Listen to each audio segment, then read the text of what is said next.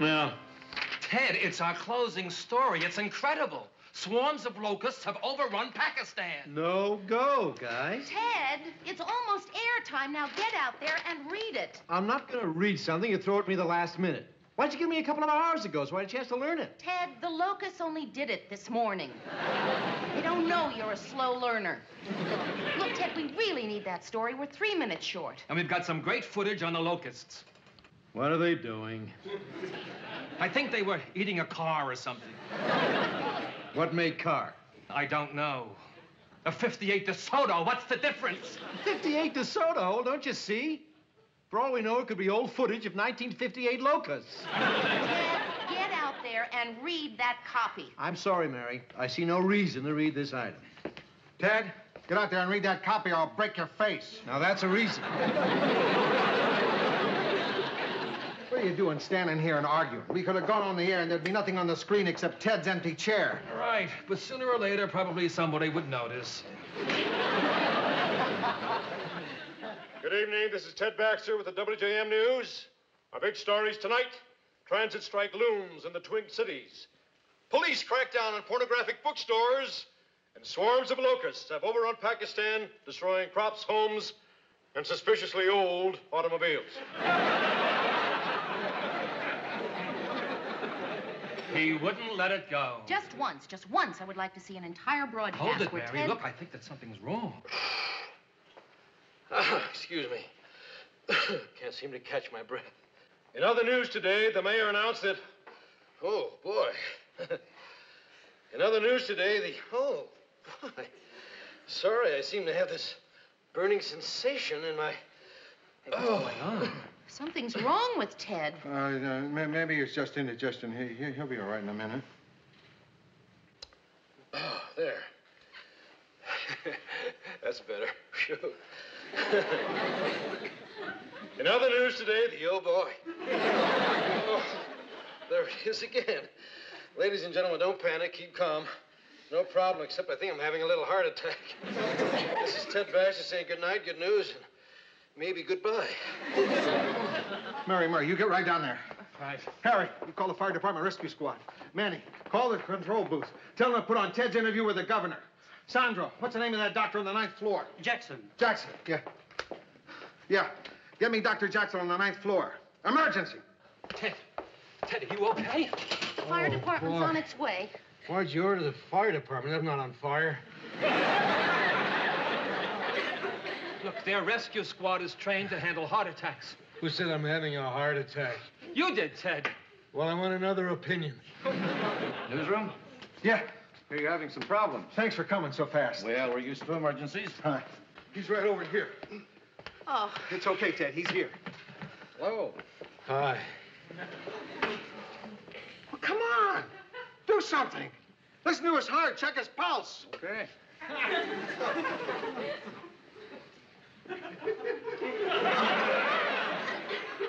Well, how is he? I don't know. What do you mean? Listen, mister, I just came to fix the Xerox machine. I think he passed out. Oh, what do we do? Mouth to mouth. Yeah, that's it.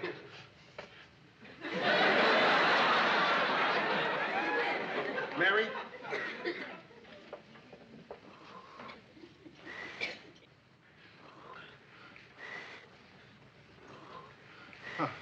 He's coming around. Lou. Yeah. I'm not gonna die. I can tell I'm not gonna die. How, Ted? I'm starting to get excited.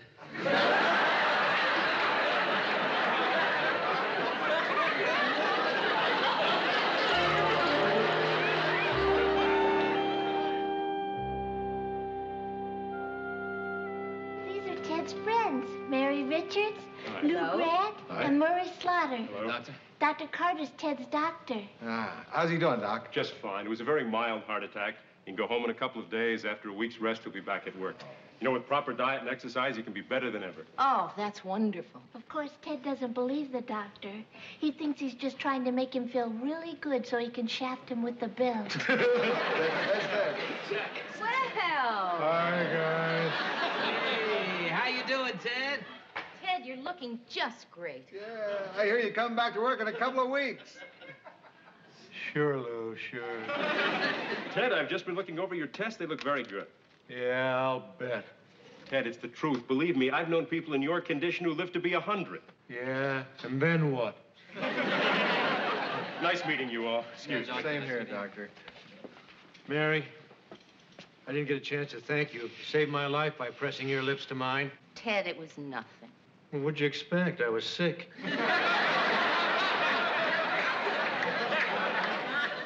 Here, Ted. Don't touch my heart.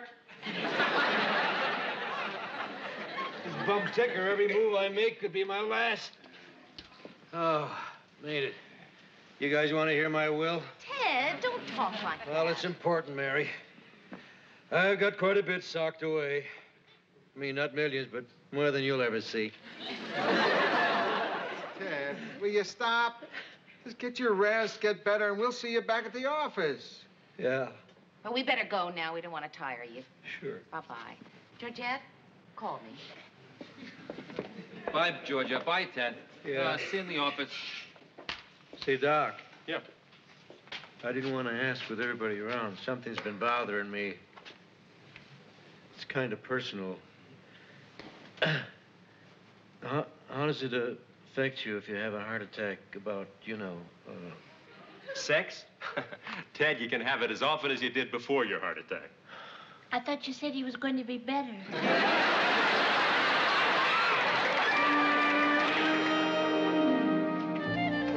No kidding, Phil.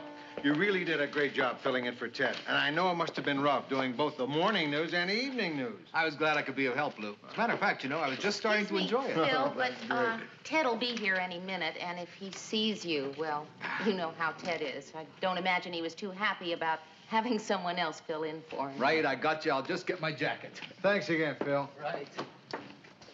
Hi, guys. Ted. How you look great. Oh, it's great to be back, Mary. Lou.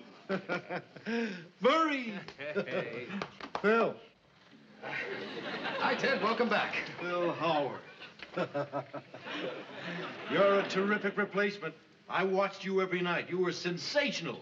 Wasn't he sensational, guys? Oh, yeah. Hey, look, I've got a great idea. Why don't Phil and I do the 6 o'clock news together? You know, co-anchorman. Ted's changed. Look, I really got to be going. Ted, take good care of yourself, huh? What a great guy. A real talent. Ted, what's happened to you?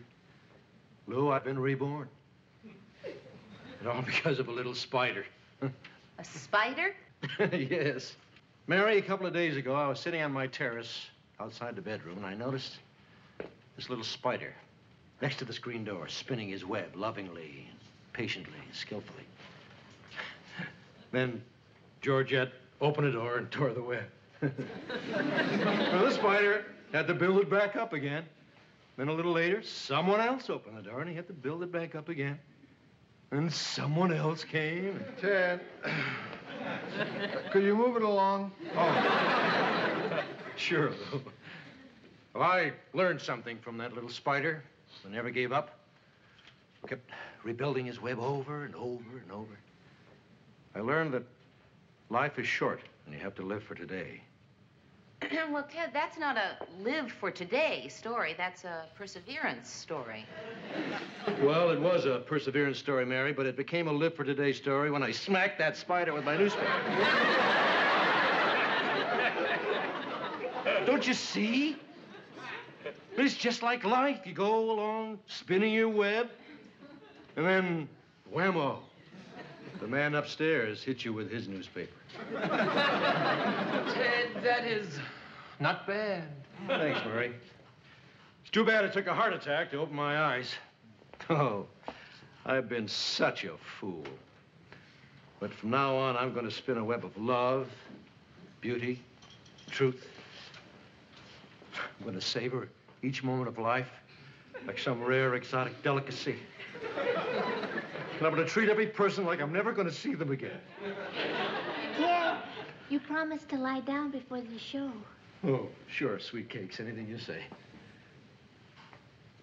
Mary?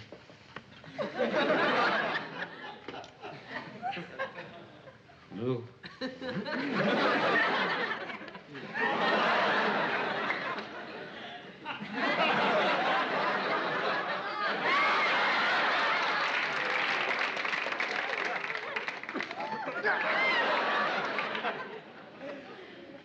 Somebody get me a big newspaper.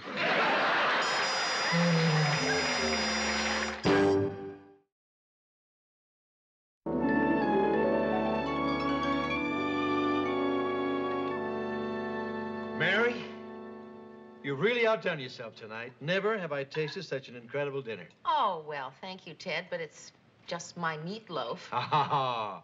But what a meatloaf. It was perfect. Not too meaty, not too loafy.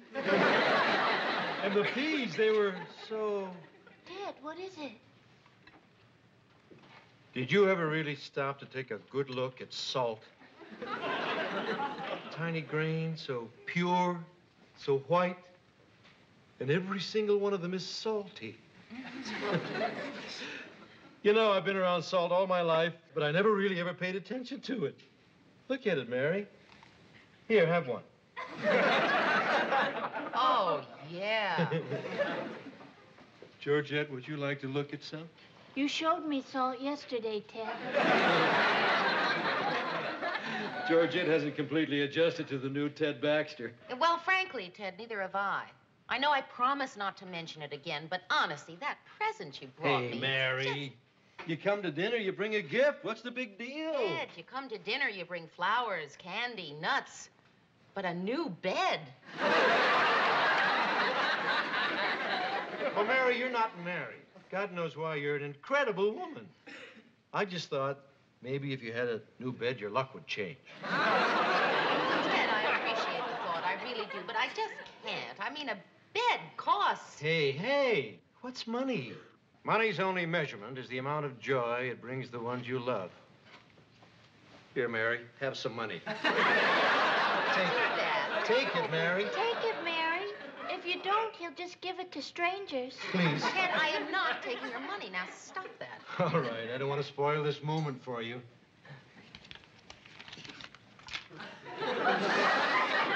After all, every moment only comes once.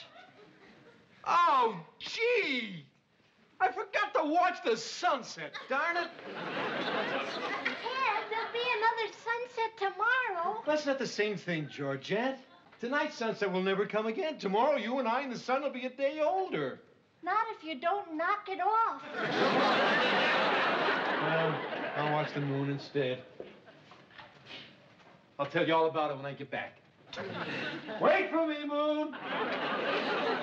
Wow, he really has changed. I know, and Mary, I've had it with him.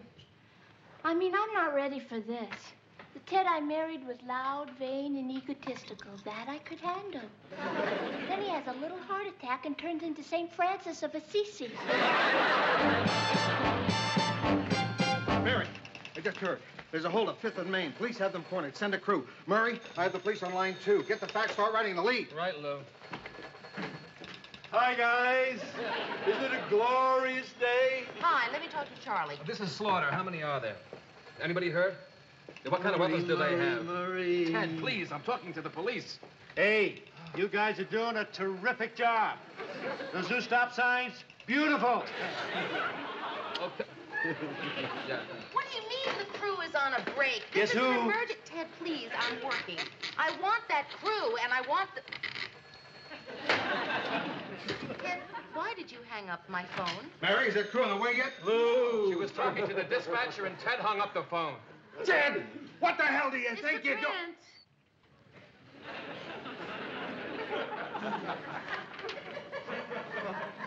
Trent. Ted?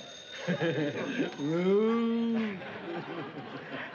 If you don't mind, we have a little news tip we're trying to follow up on. Oh, I don't mind. Let me talk to Charlie, please. I just don't want to see you getting tense while you're doing it.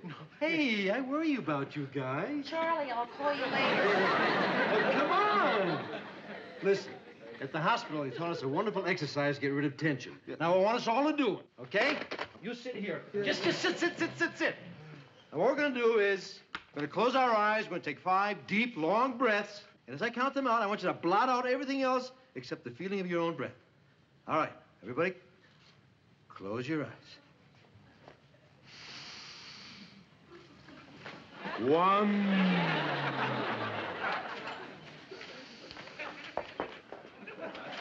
2.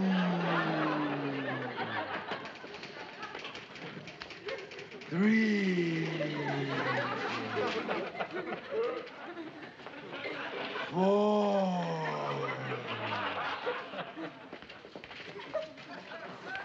5.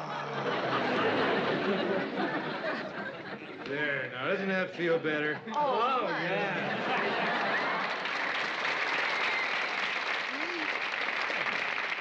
You like that? I got an even better one.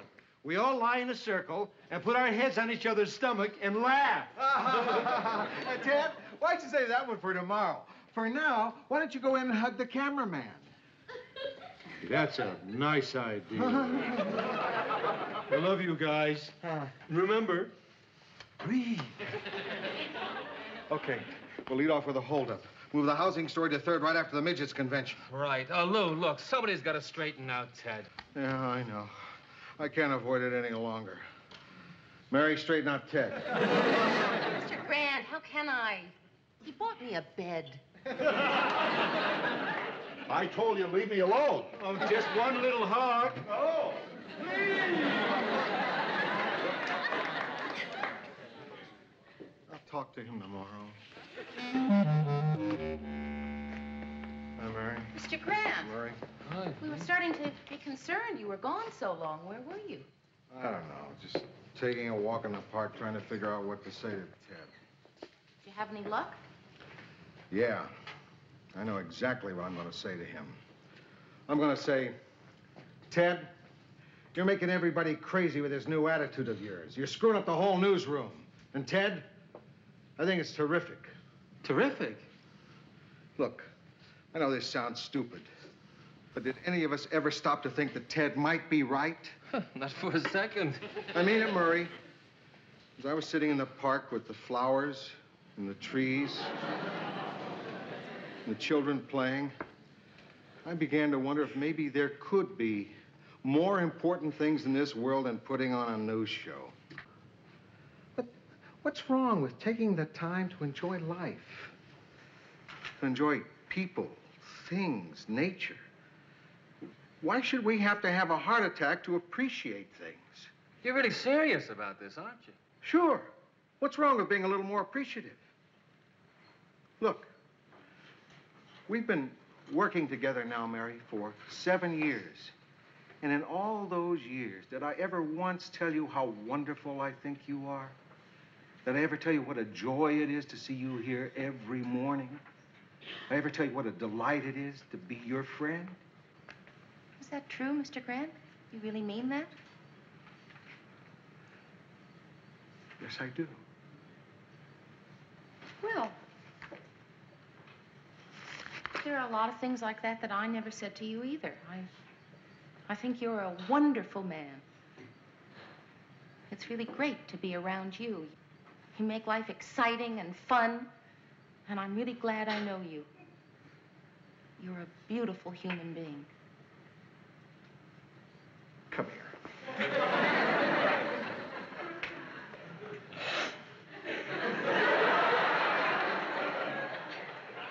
Murr, what is it? I've got a lovely wife. Great kids. Wonderful friends. I've got my health, a paid-up house, and occasional hair. I'm the luckiest man in the world. Murr. Lou. Murray.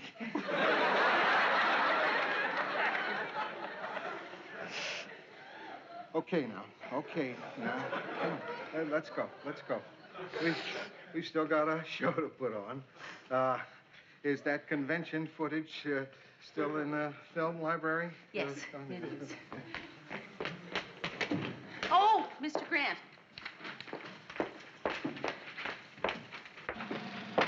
Here's tonight's run down. I thought you might want to take a look at it. Mary, look at that. What? That sunset. It's beautiful. I've been working here for 12 years trying to get out the news, and not once did I ever look out this window and see that beautiful sunset. It is gorgeous. Oh. Mary! Get in here! Look at this! What is it, Lou? What is it? The sunset. Wow. Look how it shimmers off that building over there. Oh, yeah. How it glistens off the lake. Incredible. Guys, get in here! Tommy, go get the crew! What is it, Lou? That sunset. Look at that sunset. Isn't it fantastic? What's going on? The sunset. Oh. Hey, where is everybody? Ted? Ted, come on in here. What? Come here. Come here. Look at that. Oh, yeah.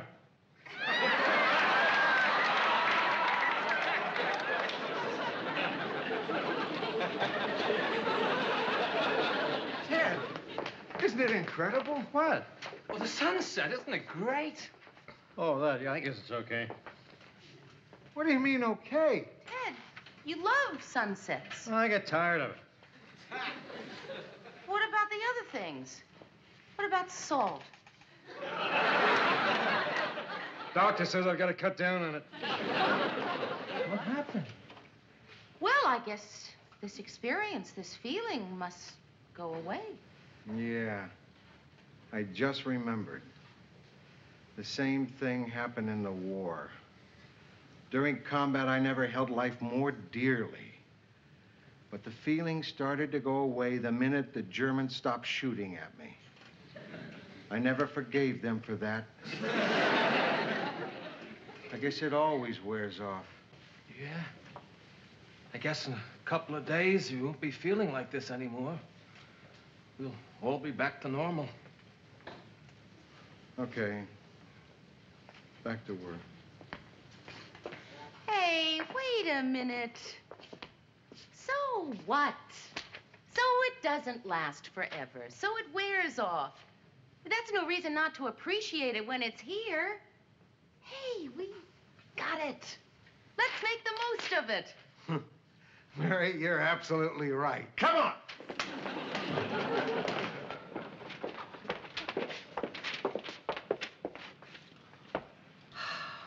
Wow.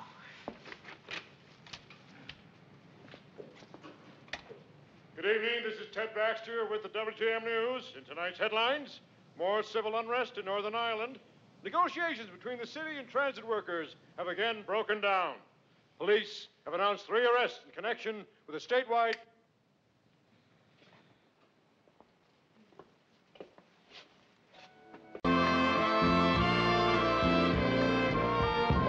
Hi, wage slaves. Hi.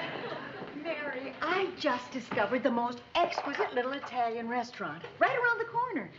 All the waiters are from Italy. Before I even got to my table, I was pinched black and blue. Well, I'm glad to see you found a restaurant with the kind of service you like. Say, Sue Ann, you have any idea who Marie is seeing for lunch? He left her all dressed up. Ted, what Murray does on his lunch hour is none of your concern. Mary's right, dear. Why should I care if he wants to spend his lunch hour locked in the arms of some voluptuous wench, whispering, I need you, I want you, I must have you. Sue Ann. Don't stop her. She may be wrong, but I love it. Hiya, gang. Hi. Is Lou in? Yeah. Oh, you old son of a gun. How'd it go? How did what go? Ted has this really silly idea that you're carrying on with some cheap floozy. And you promised you wouldn't tell, darling. Oh,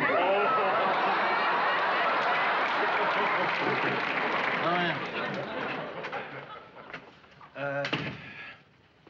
Have a cigar, Lou. What's the occasion? Well, my father always told me if you have to break bad news to somebody, sometimes a cigar makes it seem a little easier. That's a pretty big cigar. Yeah, well, I got a pretty big problem. Lay it on me, Murray. Whatever it is, I'm sure I can solve it. Okay. I just had lunch with the station manager at WKR. Uh-huh. He offered me a job as producer of the news, and I don't see how I can turn him down, Lou. Producer of the news? Yeah. Huh? That's terrific. I'm really happy for you, Murray. Thanks, Lou, thanks. Oh, boy. It comes as kind of a shock, though. I mean, we're sure gonna miss you around here.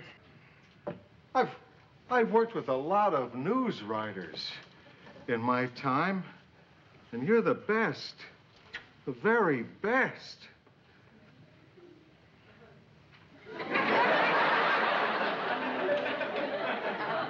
This place sure won't be the same without you. Are you sure you want to leave?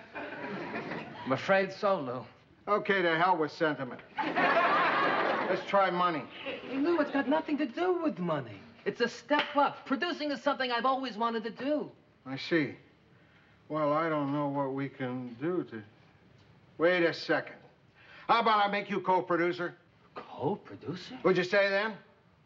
Well, gee, sure I would, Lou, but... Okay, you got it. Yeah, but that's impossible. I mean, Mary is the producer. Don't you think you should talk to her? Don't worry about Mary. She'll be delighted. You think so? Of course. Murray, you're her favorite person in the whole world. Besides, she's been complaining about being overworked lately. Really? Oh, yeah, this will take a lot of the pressure off of her. Terrific. Oh, believe me, she'll love the idea. In fact, I'm going to take her out to dinner tonight and spring the good news on her then. Hey, that's great, Lou.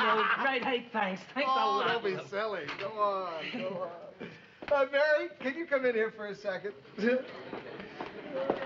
Yes.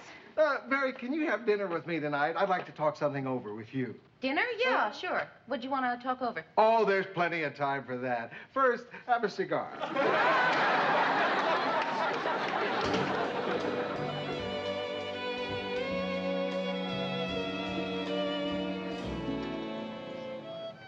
Thank you. Well, I don't know what it is you wanted to talk to me about, Mr. Grant, but I have a feeling it's important. You have never taken me to such an elegant restaurant. Relax, Mary. I told you I'll tell you when the time is right. Now I want to make a toast. A toast? Mm-hmm. To Mary Richards. Kind, generous, understanding Mary Richards, who always says, "There's nothing I won't do for a friend." When did I say that? What? There's nothing I won't do for a friend. Just now. Cheers. Mr. Grant, come on. What's this all about? Later, Mary, when the time is right. Now, what do you feel like eating? Well, I don't know. I am starved. Mm-hmm. I don't believe this. What's wrong? These prices. Huh? Lamb chops, $16. Steak Diane, $20. Well, don't worry. We'll get even later. We'll steal some silverware. Just have whatever you'd like. Are you sure? Suppose I order Steak Diane. It's the most expensive thing on the menu. Be my guest. Are you ready to order? Yes. I'll have the Steak Diane. Murray's quitting. What?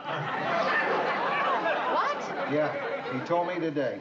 Oh, no. Mm-hmm. Have you decided? Oh, no, I'm not hungry.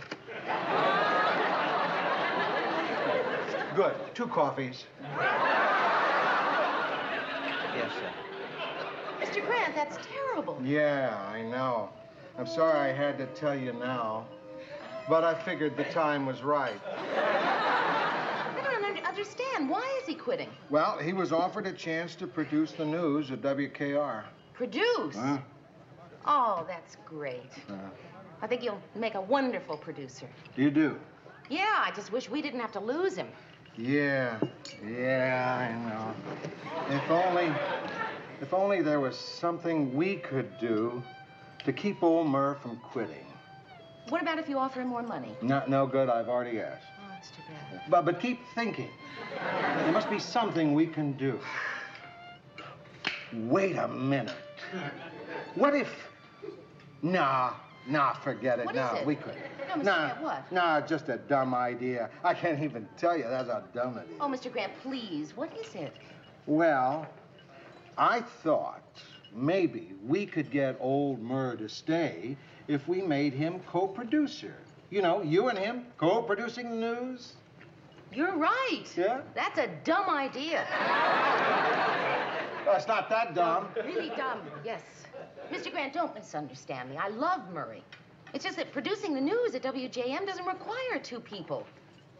And quite frankly, Mr. Grant, it's not fair to me. You know how hard I work to become producer. I know. Like I said, it was a dumb idea. There's only one little problem, though. I already told him I'd make him co-producer. What? So that's what this was all about. Oh, you really think you're cute, don't you? Cute, cuddly, irresistible, always get your way no matter what. Well, you want to know what you really are? You're devious. You're devious and underhanded. I'm sorry. I didn't know what to do. I don't want to lose Murray.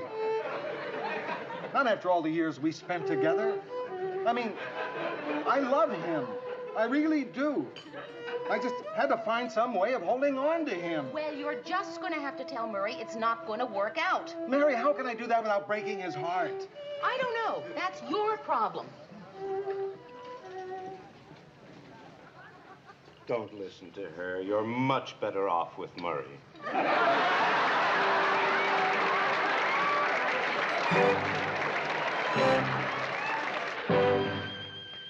Good morning, dear. Oh, hi. Mary, I was lying in bed last night, and I couldn't sleep, and I got the most wonderful idea. So I went right home and wrote it down.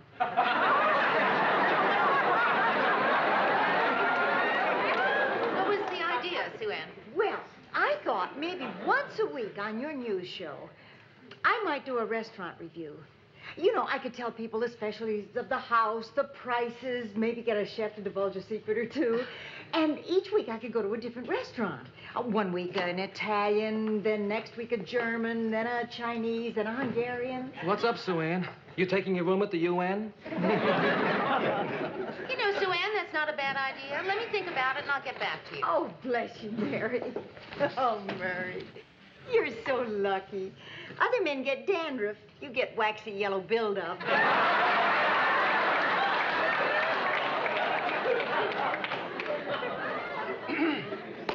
So, good morning. Good morning, Murray. Did you, speak with Lou? Yes. Mary, I can't tell you how grateful I am for what you've done for me. Well... I mean, I don't know if things were turned around, if I could be as unselfish as you. Oh, I mean, I really appreciate it, Mary, and I want you to know that I think we're going to be terrific together. Well, Mr. Grant should be in any minute now. Oh, yeah, well, I want to thank Lou, too. Mary, you should have heard Marie last night when I told her the news. I don't think I've ever seen her so happy.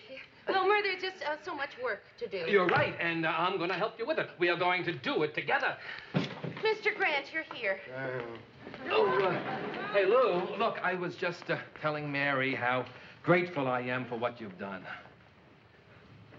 Well, you know, making me co-producer. Thanks, Lou. Oh, yeah. Listen, Marie, there's something I have to tell you. Oh? Mr. Grant, do you think you could possibly do this in your office? No. Out here will be fine. Murray, what I have to say isn't exactly easy. Could you tell him later? The man's working right now, for crying out loud. Well, what is it, Lou? Murray, when I suggested to Mary that you co-produce the news, she said something. All right, Mr. Grant, I will tell Murray myself. Murray, last night when Mr. Grant suggested that you and I co-produce the news, I leveled with him. I told him exactly how I feel. Oh, and what did you say? I said I thought it was the best damn idea he's ever had.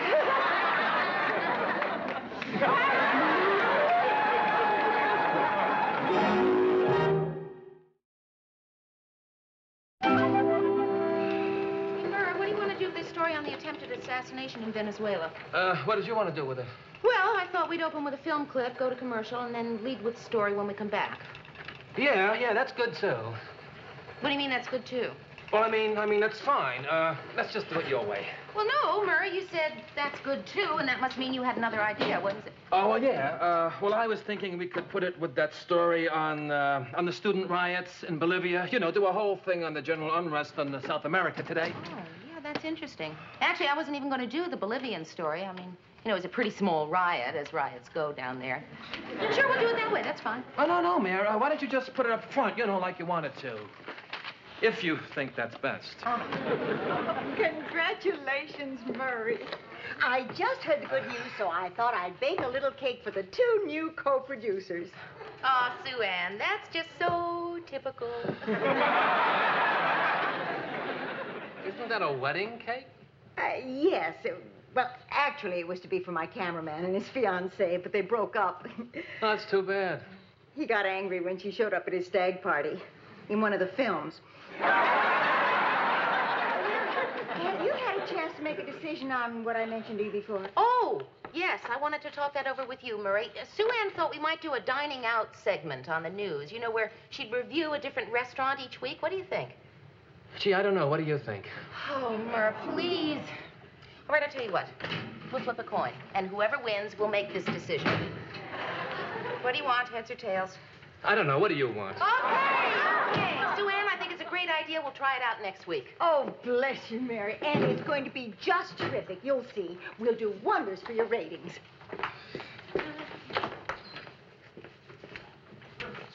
What was that all about? Oh, Sue Ann's going to do a dining out segment on the news. On my news? Ted, it's just a small segment once a week. You don't fool me, Mary. I can see what's happening. Put a chick on the news and gradually give her a bigger and bigger spot. Before I know it, you've got her taking over my job and I'm out my ear. Oh, Ted. It's all part of the plan, isn't it? The plan? The master plan. The master plan? Oh, sure, Murray. It's not just my job they're after. Don't you know what they really want, all these chicks? They want to take over the world. It's no joke, Murray. They want to take over the world. I'm telling you. It's a secret organization that every chick on Earth belongs to. Oh, they've been playing it cool, but they're not fooling me. Do you ever notice whenever they go to the bathroom, they never go alone? They always ask another chick to go with them. That's where they hold their meetings. And have you noticed they're always asking for quarters? Dues. Dues? Oh, Mary, don't deny it. I know what I know. Tried to listen in on one of their meetings once, had my ear to the door. But they're clever. They won't you hear anything. They keep flushing.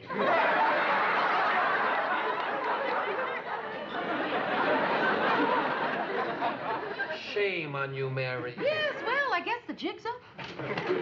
All right, who blew it? Whose fault is it? What's wrong? What's wrong? One of my genius co-producers was supposed to send film on that water pollution story to editing, and now we won't have it for the show in time.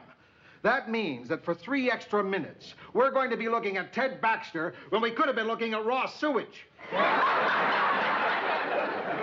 Hey, let's face it, Lou. This is my first day as co-producer, and obviously this is a monumental screw-up, and, well, it's got to be my fault. No, Mur, come on. Look, I've been producing for a lot longer than you have. I should have seen to it that it was taken care of. If anyone deserves the blame, I do. It was my fault. Maybe you're right. Mr. Grant, I would like very much to talk to you about Murray. Through no fault of my own, I seem to find myself in a very difficult situation. Look, I have a meeting. To tell you what, why don't I come to your place tonight? Okay, fine. What time? How about dinner time? Dinner time? Oh, don't worry. You won't have to lift a finger. I'll bring dinner. Lou, did you hear? Mary wants Sue Ann to do a dining out segment on my show. Yeah? I think that's a terrific idea. Well, so do I.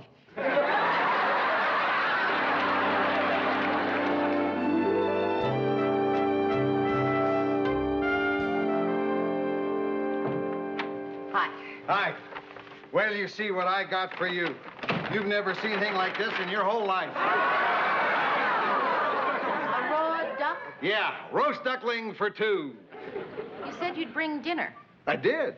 You said I wouldn't have to lift a finger. Well, that's up to you, Mary. You want to eat raw duck or you want to lift a finger?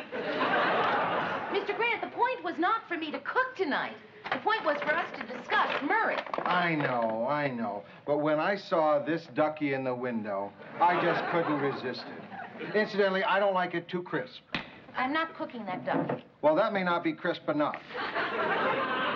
Mr. Grant. Okay. What did you want to talk about? Murray. Oh.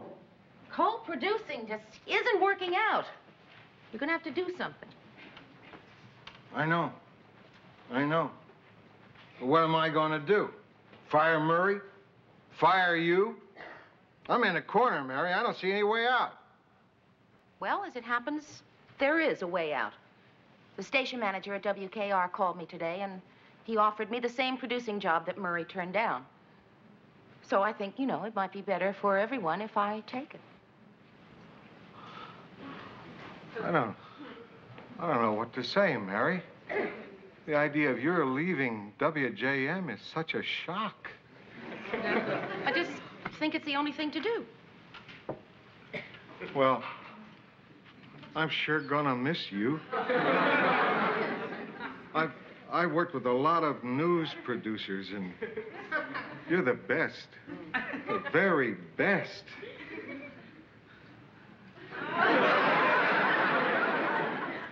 The old newsroom just isn't going to be the same without you. Are you sure you want to leave? Well, I don't know. Maybe Murray and I can work something out.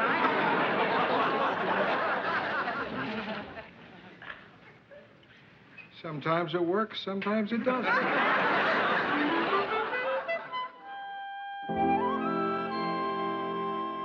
Have you noticed how all of a sudden we're starting to, click together as a team? Yeah, really? Clicking. I mean, take today. You wanted to close with Sue Ann's promo on the dining out segment. Yeah, but your idea was better, closing with the story on rising corn prices. No problem. I bowed to your judgment. Well, no, Murr, actually, I bowed to your judgment. Well, no, Mayor, didn't I tell you? I told Ted to close with the copy for Sue Ann. Oh, my God. What's wrong? I told the projectionist it was the other way around. Oh, my God. And now, continuing with the news, local pig farmers served notice today that rising corn prices are forcing them to find other means to feed their stock. Many of them are already resorting to substitute diets of slop and garbage. Here's one pig who doesn't seem to know. Just look at her gobble up that slop. Oh, well, pigs will be pigs. Well, that's the news for tonight. Starting tomorrow, we'll be presenting a new feature on WJM, Dining Out with Sue Ann Niven. Here's Sue Ann now in one of her favorite eating places. When it comes to food, we all know that Sue Ann is very hard to please. But Chef Antonio seems to be doing quite well. Tune in tomorrow night, and Sue Ann will share some of the recipes for those delicacies.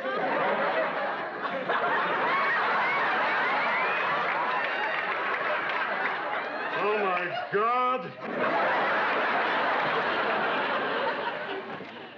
All right. This has gone far enough. I put up with this long enough. 2 producers for one news show just doesn't work. We can only have one producer, and that means we got to work something out.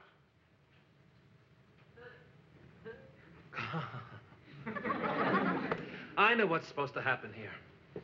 Sure, nice guy Murray's supposed to step down and make everything easy for everybody.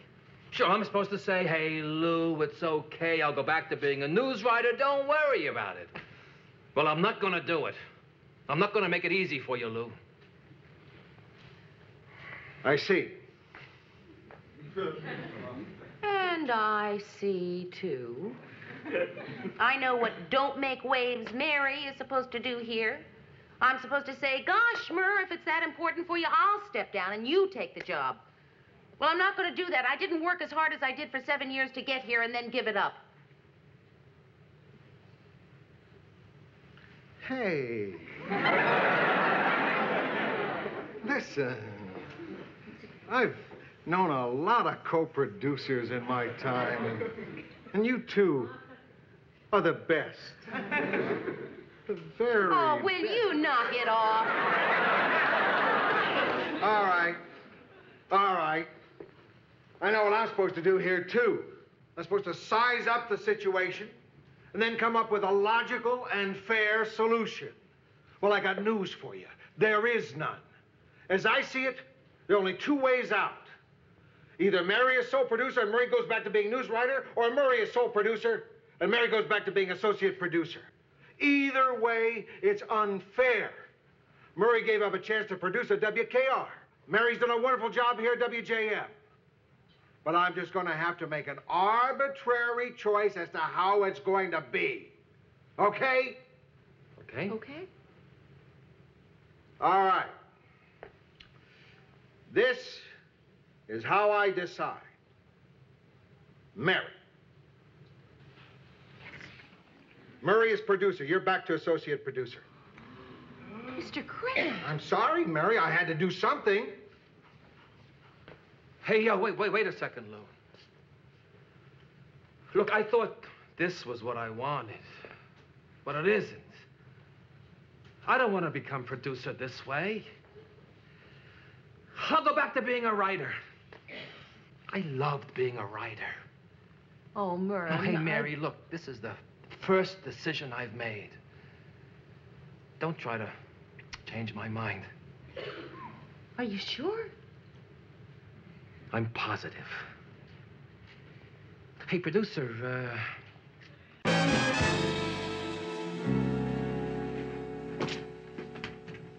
Good morning. Oh, morning, Lou. Morning, Mr. Grant. Why are you holding the door open? Because I'm with somebody who walks very slowly. Who? There's a story connected with that. Unfortunately, I know I have the time to tell it. My oldest daughter called me from New York and said her father-in-law is coming to Minneapolis and could he stay with me? I said yes. Oh, isn't that nice? Nice? He's the slowest man in the world. Crossing the park this morning, a vine grew up his leg. Oh, thanks, Lou, for holding the door open for me. You want to help me with my coat? No, I guess not. Lou, look, you don't have to stand there like that. I'm sure he can find his way in. Yeah, you're right. What's the matter? You couldn't hold the door open? Murray, this is Morris Bender. Well, it's nice to meet you. How do you do? Hello. Yeah, Morris is going to be spending the day here with me. I was going to put him on a sightseeing tour, but he said I shouldn't go to all that trouble. I don't want to be a bother. Aw. Can I get you some coffee? Oh, no, don't bother. It's no bother. Okay. You sure it's no bother? No, no bother. Come on, Morris. You can sit with me in my office. Only if I don't get in your way. It's right in there. You sure I won't be in the way? Positive. You'll tell me if I'm be a bother. Oh, yeah. Here. Coffee. Thank you. I hope it was no bother.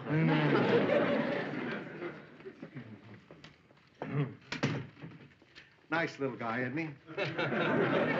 Oh, look, how long is he staying with you, Lou? Oh, a couple of weeks, or until I kill him, whichever.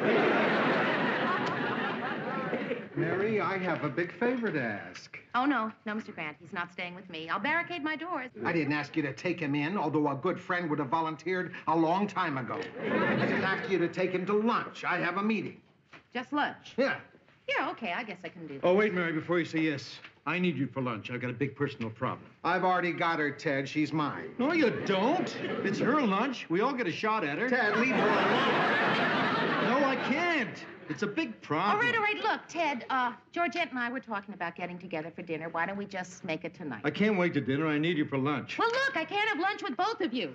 I only have 4 hands. Dinner, sure. What am I going to do till then? What about getting ready for your broadcast? No, that's no good. I really appreciate this, Mary. But it's not such a bad deal. You're going to have a great time with him. Just one tip. When you cut his meat, make it small pieces. Figure about out 1. I'll start sending him out about 12. Why is it always me, Mur? Why is it always me? You really want to know? It's because you probably get a kick out of letting people walk all over you, that's why. Look, I said it. I'm glad I said it. I'm not going to take it back. Murray, Okay, I apologize. but you meant it, didn't you? Yes, Mary, yes, I did. You know, a couple of weeks ago, I read a book called The Importance of Being Selfish. And boy, if ever there was a book written for you. It talked about people like you, Mary Richards. It talked about people who were always helpful. And it said the real reason they did that was because they had such a low opinion of themselves that that was the only way they knew that they could get people to like them. Well, thank you, Murray. How very flattering. Look, Mary, I know this may sound harsh, but isn't there a little bit of truth in it? That the reason you can't say no to people is because you're afraid they're not going to like you? Well, maybe. It's a terrific book, Mary. Boy, it really helped me a lot. I mean, everybody thinks that selfishness is this terrible thing, when a lot of times it's just somebody recognizing his true value. Now, I know you may not believe this, but selfishness can be a virtue. Oh, it sounds like an interesting book. Can I borrow it? Get your own.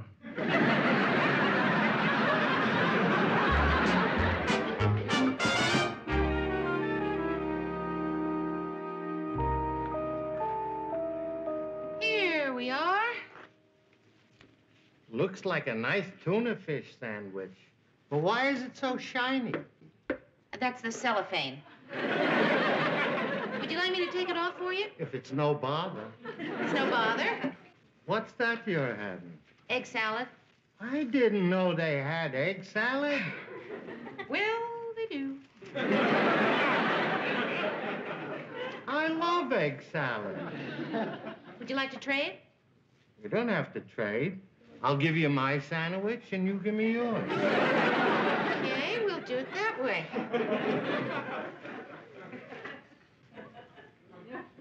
What's the matter? I forgot. It's not egg salad I like. It's cheese.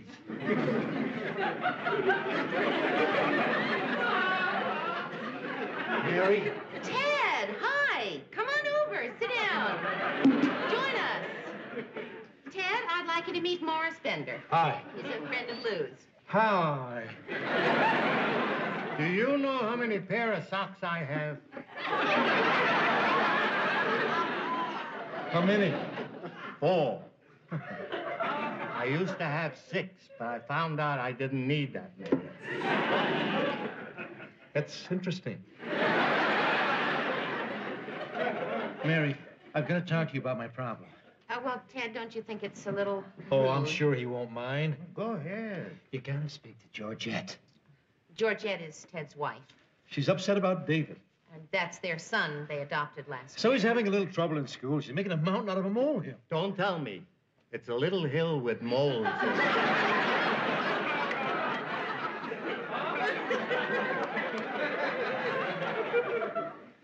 One little thing happened, and she actually wants me to take him to a psychologist. Well, Ted, I don't see that there's anything wrong with that. I mean, if David's having problems with his schoolwork... Mary, now you may not believe this, but I had trouble in school, too. Look at me. Today, I make more money than all those brainy, straight-C students put together.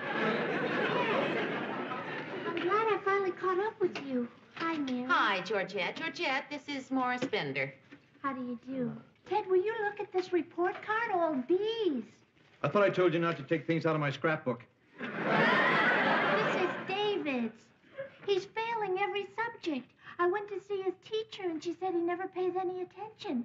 And in class, he's always daydreaming. I think he needs some help. I'm not taking David to a shrink. Ted, come on. It's just a child psychologist. I don't care how old he is. Ted, I don't care what you say. I've already made an appointment, and I'm taking him there tomorrow. I'm going to find out why he's getting such bad grades. Excuse me for butting in. I'm an old man, and I've seen 1 or 2 things in my lifetime. And sometimes there's a reason why a child is not doing well in school. And it's very simple. But no one ever thinks of it. What's that? He could be stupid.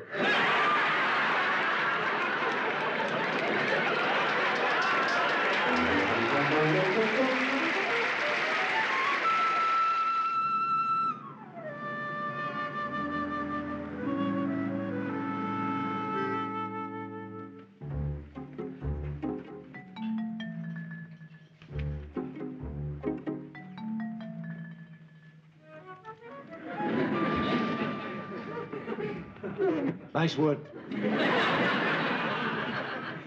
Ted, will you please sit down? The psychologist will tell us everything when he's through. That's my son in there. There's nothing wrong with him. He's a terrific kid. He's just in for a 6-month checkup. I'm sure he is. Most of the children who come in here are quite normal. Did you hear that, honey? There's nothing to worry about. Of course, there are exceptions. Oh? Like the little boy we had in last week. For his 8th birthday, his parents gave him an electronic hobby set. He built a time bomb. Blew the roof right off the house. Oh, no. Fortunately, they weren't home at the time. Oh, that's good. Late yesterday, the cat came down in Toronto. Oh, excuse me. I don't know what we're doing here anyway. You don't push a kid in a direction he doesn't belong. Not every kid was meant to be a 5th grade graduate. I'm telling you, Georgette, no son of mine needs a psychologist. Ted, you have to realize this has nothing to do with you. David's problem isn't your fault. You're a terrific father, a great husband, and a wonderful provider. That's right. I do bring in 50 G's a year. You told me it was 30. Oh, yeah, right, 30. How'd it go, son? Oh, okay, I guess. The doctor would like to see you both. David, you sit over there. We'll be right out, okay? Okay. Mr. Baxter, Mrs. Baxter, won't you sit down? Now, I've given your son an exhaustive amount of tests. Now, wait a and I second, think Doc. Before you get started, let me get one thing straight. I'm not impressed with any of this psychoanalytic mumbo-jumbo. To me, the whole business is just silly. Child psychology, $40 an hour. How's a kid going to get that kind of money? I don't want any stranger telling me about my son. I don't want anybody telling me my son's neglected or that he needs love. He happens to come from a very loving home. Ted, Shut up, Georgia. Mr. Baxter, this is nothing to break our crayons over. Now, as I was saying, I've given your son exhaustive tests. Aptitude, adaptability, comprehension. And it seems that he's in the genius category. He has an IQ of 160. 160? That's more than mine. Yeah, double. Say, let me ask you a theoretical question. Let's assume that someone has a kid with an incredible IQ and that someone wasn't great in the 5th grade. Do you think that would cause any problems between the two? No problems at all, Mr. Baxter.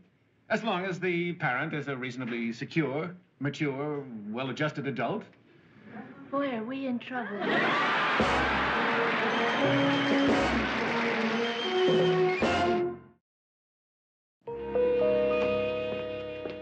Murray, thank you. Well, for what? For telling me about that book, The Importance of Being Selfish. I was up all night reading it, and I realize now the amount of time I have spent in my life accommodating people. I mean, this book really teaches you that the first person you have to worry about is yourself. Otherwise, you're no good to anyone else. Terrific. Boy, this is really amusing. Why? What is? Well, I'm the one that told you about the book, and I want to ask you if you'll cover for me tonight. Ask me. Will you cover for me tonight? Not on your life. Oh, Murray, it feels so good. Come on, Mary, I'm not kidding. I really have to leave early. In your hat, Baldy.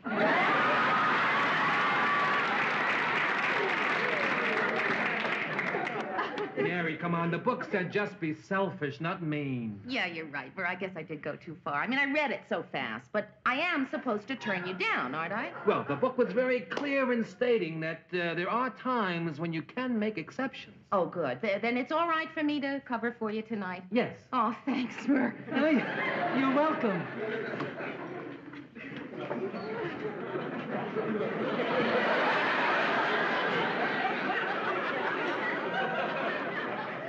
Why did you say no to me on the phone last night? I really needed you to help me out, Mary. I think I created a Frankenstein. Well, what did you want it to do, Lou? Take Morris to Mount Rushmore for 3 days. You don't even have to bring him back. Just take him. Great news, everybody. Lou, have a cigar. Murray, Mary, guess what? You found a box of cigars. Better than that, my son David is a genius. But why was he having so much trouble in school? Well, according to the child psychologist, he was bored. It wasn't challenging enough for him, so he wasn't paying any attention. He's got an IQ of 160. He could be going to college today. Though he might have a little trouble getting girls. Well, how does Georgette feel about it? Swell. She took him to school to enroll him in a special class for advanced children. I should have known he was a genius. Last night when he was saying his prayers, he stopped and said, "Am I going too fast for you?" Ted, don't you think you're making too big a deal out of all this? After all, the kid's... What's the matter? You can't hold a doll? Hello, Mr. Bender. I'm sorry I can't take you to Mount Rushmore. Oh, that's all right. Who wants to look at a lot of old stone faces anyway? Come on in my office, Morris. You sure it's no bother? It's no bother. Hi, everybody. Hi. Hi. So, how was the new school? Oh, you should have seen it, Ted. They made such a fuss over David. Did they? All the children are so smart. A 9-year-old girl gave me directions to the ladies' room in Latin. I finally had to ask a handyman. How do you like the school, David? Oh, I think it's real neat. Now I have classmates I can relate to, and I think that's very, very important. Yes, I can understand that. I think people usually get along with other people whose IQs are closer to their own. Don't you agree, Dad? Indubitably. Now, for instance, I'm sure the reason you get along so well with Mr. Slaughter here is because your IQ is probably very close to his. Interesting theory. What's your IQ? Go ahead and tell him, Mayor. Most people's IQs are lower than David's. Doesn't mean anything, so you're not as smart as he is. Go ahead, tell him.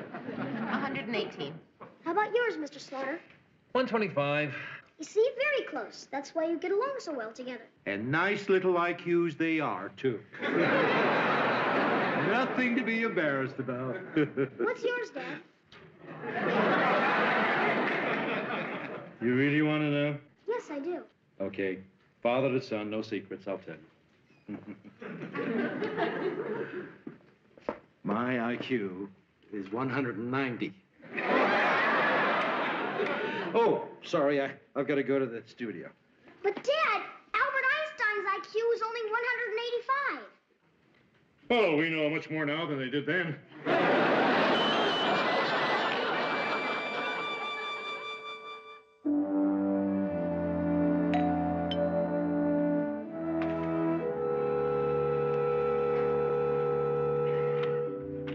Hi, Georgette. Come on in. Hi, Mary. What are you reading? Ah, The Importance of Being Selfish. It's a book about how a person should worry about her own problems without getting involved in other people's. Really terrific. Goodbye, Mary. Come on in. What's on your mind? Are you sure it's okay? I could find somebody who hasn't read the book yet. No. Come on in. Sit down. Well, I hate to bother you, but I really don't know what to do, Mary. What's wrong? Everything. Ted and I should never have taken David to see that child psychologist. Well, I thought you were so pleased to find out David's bright. Oh, I was, but Ted doesn't know how to deal with it. It's like he's afraid of him now. And David knows it and takes advantage of it. I mean, Ted's so impressed with him that he lets him do whatever he wants to. If David wants to stay up till midnight, Ted lets him. If David doesn't want to eat his dinner, Ted doesn't make him. Yesterday, he wanted his allowance doubled. And Ted gave it to him? Oh, come on. You can only push Ted so far. Want some coffee? Yes, thanks. You know, David used to be such a sweet boy. Now he's spoiled rotten. He talks back, he throws temper tantrums, and he calls Ted the silver dummy. And Ted just laughs at it. Couldn't you talk to him for me? Me? Yes. Explain to him that even though David may be brighter than other children, he's still a child and needs discipline just as much, if not more, than other children. And that Ted can't be intimidated by him, or else he's shirking his responsibility as a father. Georgette, why don't you talk to him? I wouldn't know what to say.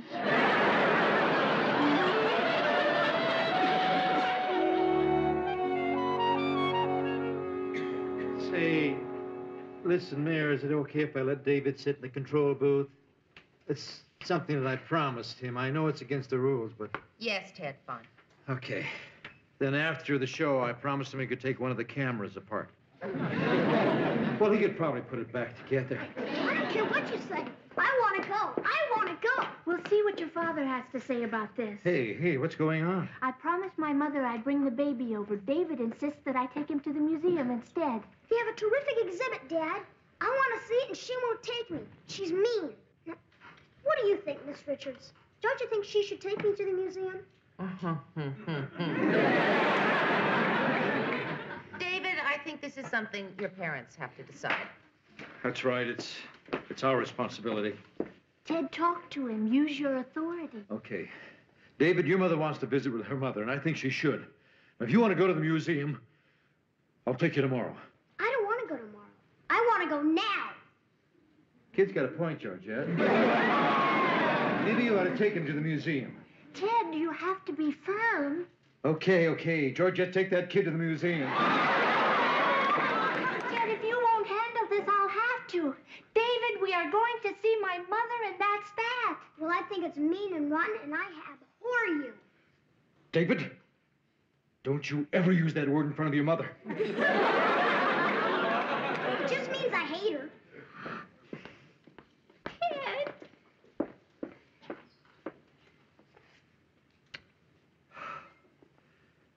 All right, David, come on with me. Where are we going?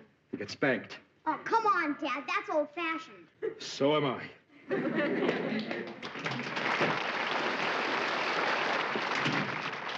Lou, you've got to do me a favor. Hi, Mr. Ray. Hi, David. How are you? Lou, What? I've got to use your office just for a few minutes. What do you want my office for? I've got to spank my kid. You don't want to spank David. Yes, I do. You got a hairbrush handy?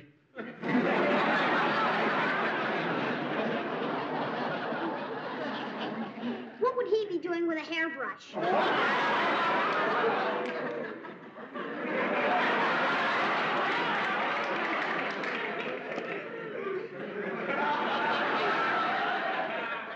Go ahead, spank him.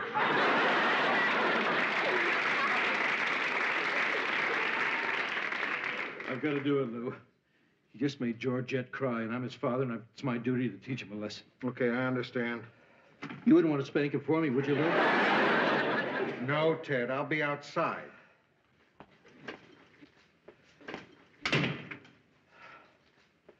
Well, okay. Let's get this over with. You're really going to do this? David, you're a very smart little boy. But it's a lot more being smart than just having a high IQ. And what you did out there just now, making your mother cry, was not smart. That was dumb. I know. I also know, even though I'm still learning how to be a father, what I have to do now is right.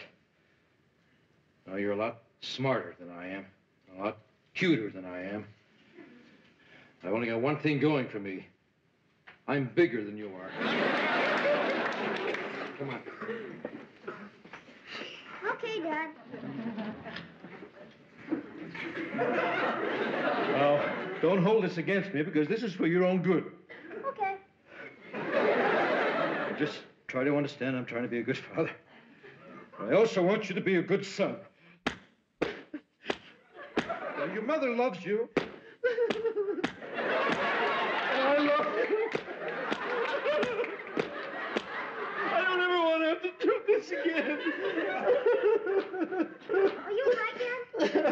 sorry. I didn't want to hurt you, but you had that coming to you. Don't cry, Dad. David, don't ever make me do this again. I can't take it. I won't, Dad. I'm sorry. I'm sorry I had to spank you. You know something, Dad? What? I'm really glad you're my father. Even though I just spanked you? Well, spare the rod and you spoil the child. Morning. Oh, morning, son. What's new in the great out there? It's a slow news day. Let's see. Well, 35 years ago today, they finished carving their heads on Mount Rushmore. What do you mean, carving? You trying to tell me they carved their heads up there? How else are they going to get there? Mother Nature did it, Murray. She made Mount Rushmore, the Grand Canyon, and me. The steep, the deep, and the creep. Hi. Oh, hi, Mary. Oh, how did the hearing go? Not terrific, Murr. The grand jury gave me one last chance to reveal my news source. I refused, and I'm going to have to stand trial for contempt. I thought that was settled when you spend the night in jail. Well, it's a new grand jury, and apparently they can cite me for contempt all over again. Well, don't worry about it, Mary. Justice is on your side. And when you're sitting in that witness box, stand on your constitutional rights, invoke the First Amendment, and occasionally flash a little thigh. What happened? I'm going to have to stand trial. We're going to have to get you a good trial attorney. Hey, my attorney's a good man. Trouble is, he's in a hospital right now. Yeah, he got run over when an ambulance suddenly went into reverse. Listen, Mary. There's a guy I have in mind, Barry Monroe, a poker buddy of mine. I'm sure I can get him to take your case.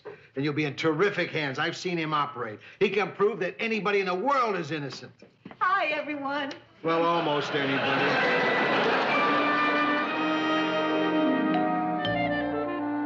Who is it? Me. Oh, Mr. Grant, I just wanted to check because I look so awful. Lou, something tells me we weren't expected. Huh. You mean the curlers? Oh, Mary doesn't care about that, do you, Mary? You wanted me to introduce you to Barry. Here he is, Mary Richards, Barry Monroe. How do you, wet nails do? Well, great. Hurry up. Let's go. Go? We've got the biggest poker game in years. Come on, Barry. I don't want to miss it. Forgive me, Mary. I don't want to miss this either. Come to the office tomorrow. We'll discuss your case. Oh, good, because we really have to get this settled. I mean, I can't keep worrying about whether or not I'm going to go to jail. Everything's going to be okay. I don't know. It's hard to believe that everything's going to be Look okay. at me. You know? Everything's going to be okay. My mother had little violet flecks in her eyes just like you. I don't have violet flecks. Oh, yes, in my you eyes. do. Doesn't she, Lou? Violet flags. Come on, let's play poker. So we'll miss one hand. Now, this is important. You mean we're not going to be there when they break the seal on the deck? I'm sure they'll tell us all about it. You know what I can't figure out is why they're bringing me up on contempt charges again. I mean, last year, the grand jury said that as a newsman, I'm protected by the First Amendment. Unless they're planning to claim that as a television producer, you're not a legitimate newsman. There's a similar case going on like that in Oregon at this moment. Mary, not a newsman? That's ridiculous. Excuse me, Mary. I just realized how insensitive I was. Your case is a lot more important than my game. So we're just going to sit here and talk about your case and forget the game. Oh, Mr. Grant, I don't want you to do that. You heard her. Let's go. Well, wait. A couple of minutes. No, Mary, you don't have anything to worry about. A television reporter has the same First Amendment rights as a newspaper reporter. Oh, good. Can you tell me how much this will cost? Well, I'm going to set an unusual fee. 4 dinner dates and a lunch. No, really. Being half serious. No, I would really feel much more comfortable if you would just tell me your ordinary fee. $75 an hour. I know a wonderful little restaurant.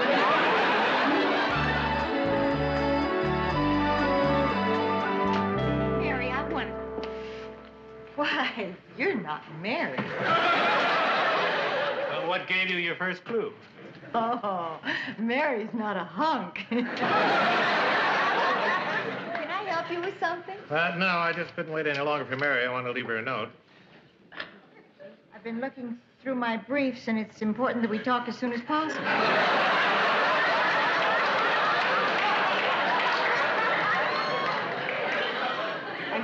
hope you're a lawyer. Yes, I am.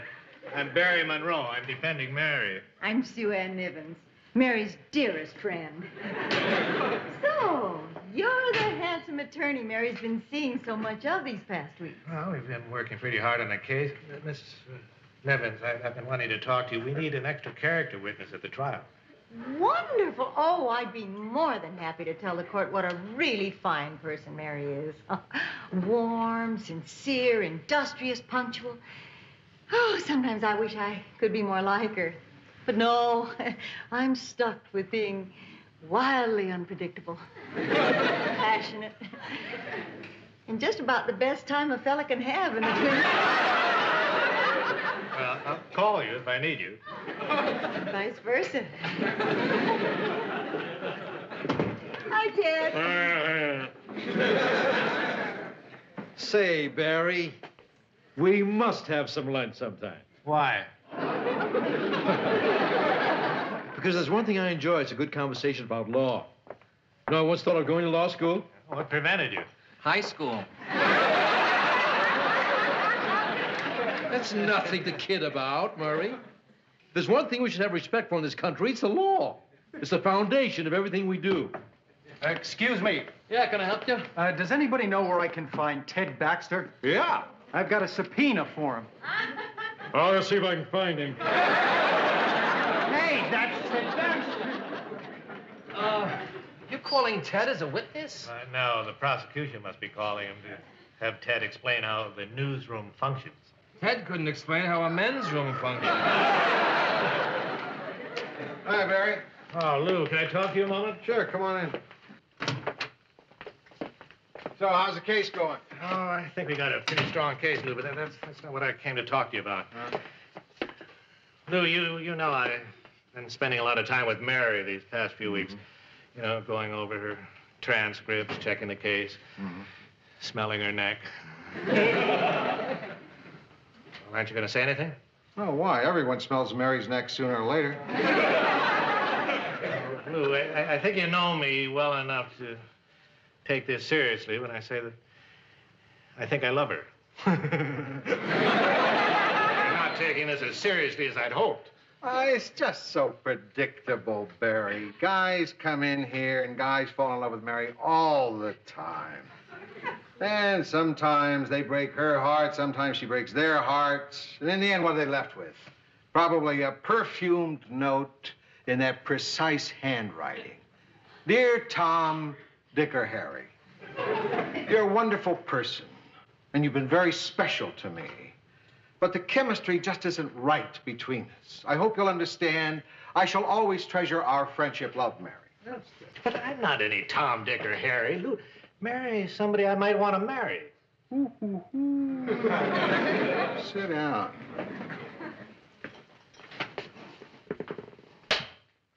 So, you want to marry our Mary. Mind if I ask you a few questions? What? How's your health?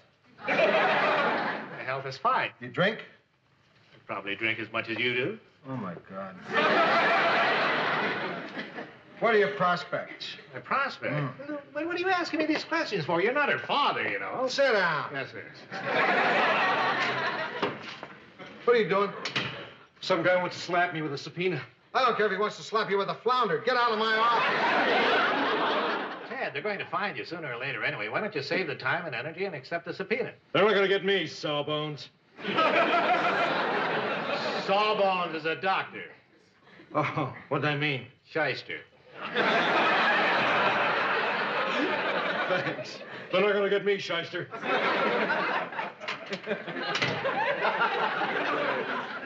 Well, Lou, what do you think? How about marrying me? Well, I approve. Oh, Lou. I'm going to go over there and tell her how I feel tonight. I just hope that she feels a little bit the same way, because if she doesn't, it'll kill me.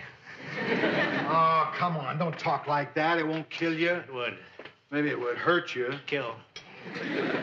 But, you know, Barry, that kind of proves something I've always thought. Love stinks. Lou, quick, you better turn on the monitor.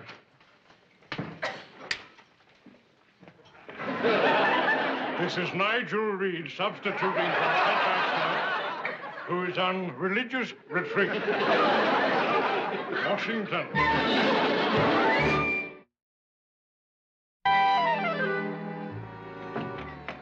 Hi. I got something for you. Let's make it fast. What is it? Those letters you need at the trial from people at WJM saying how great you do your job. Oh, thanks. 3?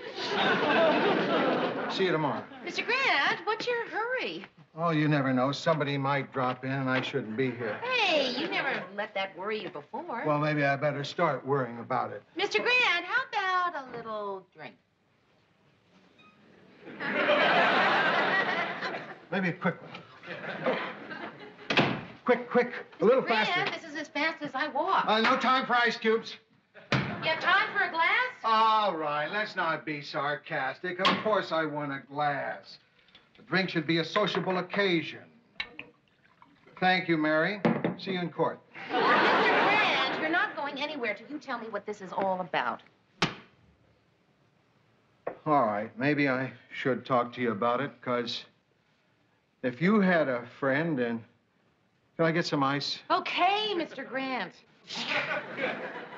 If you had a friend who was about to cross a minefield, wouldn't you go out in front of him with a stick to make sure there was a safe path? Is this a trick question? No. All right, Mr. Grant, I like to think I'm the kind of person who would not let a friend go out into a minefield without first going out with a stick. Me too. How do you feel about Barry? I like him. I think he's a very bright lawyer. Oh, Barry got past mine number 1. Do you like him a lot? Yeah, I guess so. Number 2 mine, clear. Do you love him? No. Boom! What was that? Maybe I better stop being subtle. Barry's crazy about you. Oh, no. Oh, come on, Mary. You acting like you don't know? The way you've been leading him on, answering the door with your hair in curlers? You did everything but wear 8-inch heels, lean against a lamppost, and say, "Hi, sailor." Mr. Grant, you know I go on trial tomorrow, and I'm sure in some way you think you're being helpful to someone somewhere, but not here and not me. You really don't love him, huh? No. I feel terrible. Why? Because I gave him your hand. You did what? He's going to be coming here any minute to collect. What makes you so sure he's coming here any minute? You're right. Maybe he's not. Mr. Grant, please, I don't want to have this kind of conversation tonight before my trial, not with my lawyer. Please, do something. Yeah, I'll head him off. You go into your bedroom. I'll take care of it. Haven't I always? No. Hi, Barry. Oh, thanks. Where's Mary? She's tired. She's asleep. Well, what are you doing here? That's a good question. What am I doing here? Look, Barry, I'm not comfortable lying to a friend. I did something tonight that's probably pretty stupid. I hope everything works out okay. I got into a conversation with Mary, and I ended up telling her how you felt about her. And? And she told me how she felt about you. And? And I know you're going to take this great. Come on, Lou, look, I'm not a kid. Just tell me. She doesn't love you. Yeah, I've heard that before.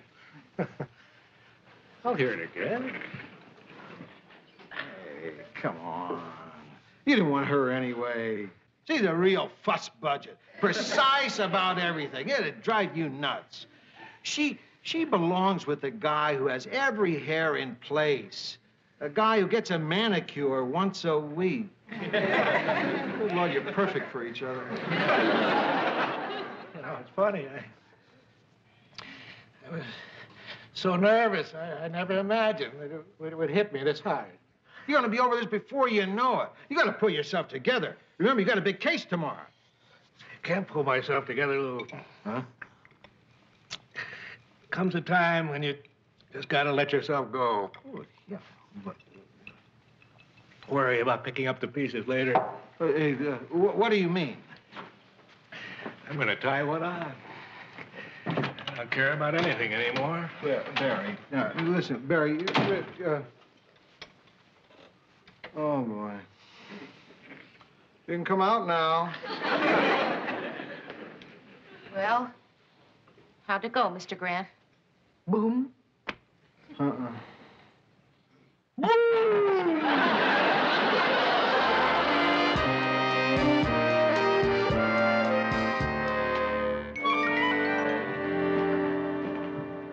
Mr. Grant, it's almost 9 o'clock. Where's Barry? Relax, Mary.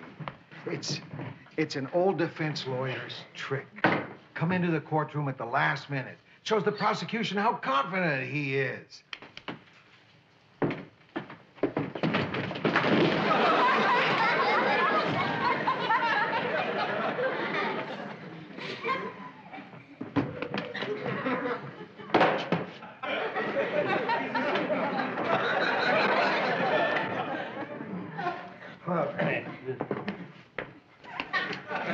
Hello, honey bunny.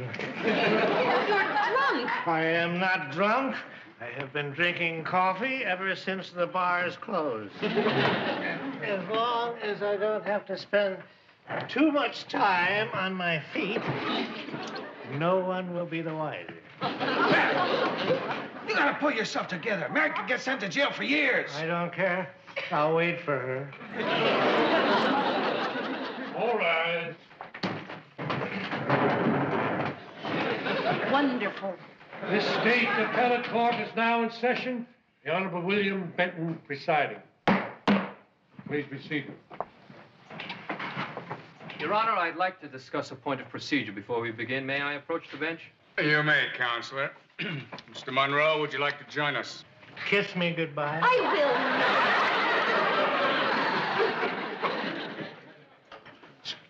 It's gonna be okay. Don't worry. Mr. Grant, I'm going to try very hard not to lose my head. You promised me a great lawyer, and you got me Barry.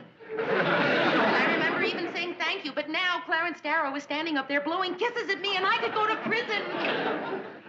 What can I say? I owe you one. The prosecution may call as first witness. The prosecution calls Ted Baxter. Yo.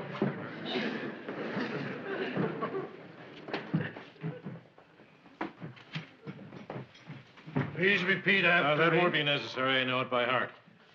I, Ted Baxter, do solemnly swear to tell the truth, the whole truth, nothing but the truth, so help me God. I was up all night going over it. It's very commendable. You may be seated. I guess applause isn't allowed. Mr. Baxter, you are employed at WJM-TV. What is the nature of your job? I'm the best anchorman in the United States. And in your opinion, would you say that Miss Richards' qualifications were comparable to those of a newsman like yourself? I would. In every way, she's every bit qualified as any newsman I've ever known in my life. Mr. Baxter, do you know the penalty for perjury? Okay. Maybe not the best anchorman in the whole United States. I mean specifically, what news functions does Miss Richards perform? Oh. I don't know. They just get together and get the news and give it to me, and I get up there and Mr. Baxter, what exactly does Miss Richards do as a producer? I don't know. Let me put it this way. Is it part of her function to go out and seek out news stories? I don't know.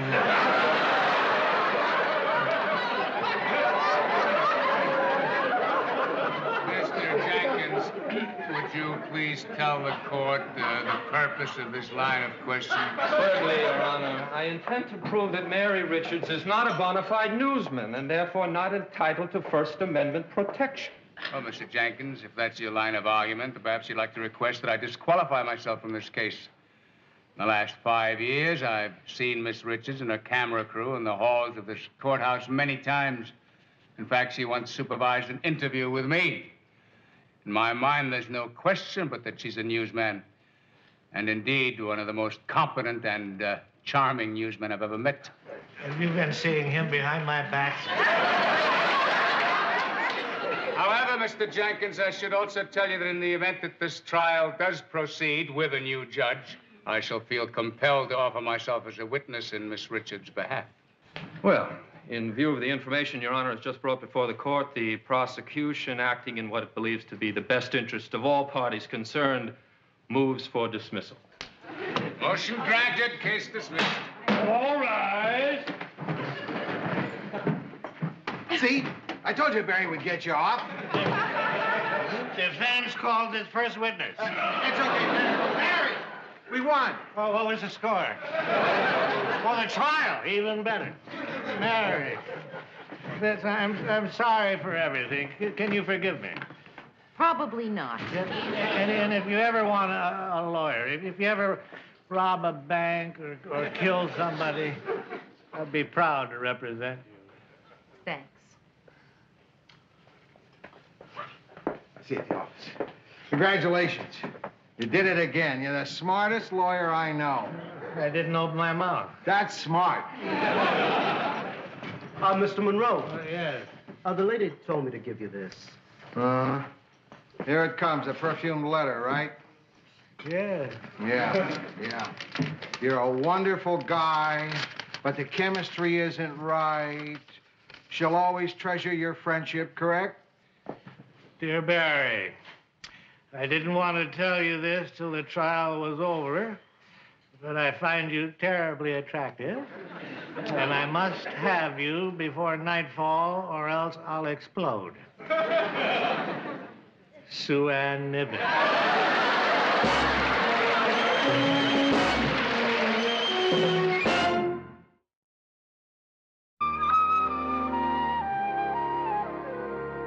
Leaving one fireman on the scene to remark, who needs 17 rooms anyway? Today's a happy day at WJM. The producer of the 6 o'clock news, Mary Richards, was acquitted of contempt charges by the state appellate court. It was the impassioned testimony of yours truly that convinced the court that Miss Richards was entitled under the First Amendment to not divulge her sources of information. Glad to be of help, Mary.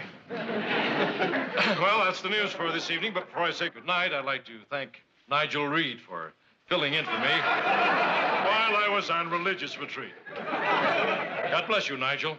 I can't believe it. Ted's taking credit for my acquittal. I could just beat his brains in. Oh, forget it, Mary. By the time you found them, you'd be an old lady. Hey, pretty good show, huh? On a scale of 1 to 10, I'd say that was a B+. Ted, how dare you take credit for my acquittal? Hey, listen, Mary, I was the only witness. The judge heard what I had to say, threw the case out. Mary, let's face it, I saved your bacon. Ted, you almost got me sent to prison. When they asked you what I did, you told them you didn't even know what I do around here. Of course I told them I didn't know. You don't want me to tell them what you really do around here, do you? What do you think I do around here? Oh, well, you come in, you hang up your coat, you talk to Mary, and you go in there, discuss your problems with Lou, and you wear a lot of different clothes, and you have a lot of big parties. You wouldn't want me to tell them that, would you? You really don't know what I do around here, do you? Well, let me tell you what I do, Ted. I send out the film crew, I make the news assignments, I work out the rundown for the show, I hire people, I fire people. I am responsible.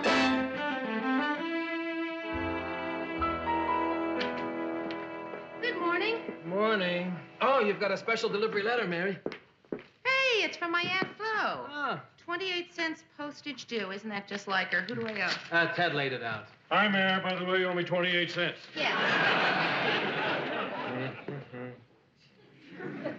You don't have any change. Don't worry about it. So, what has she got to say, Mayor? Well, it's hard to tell. Aunt Flo's a great reporter, but she has terrible handwriting. I always have trouble reading it.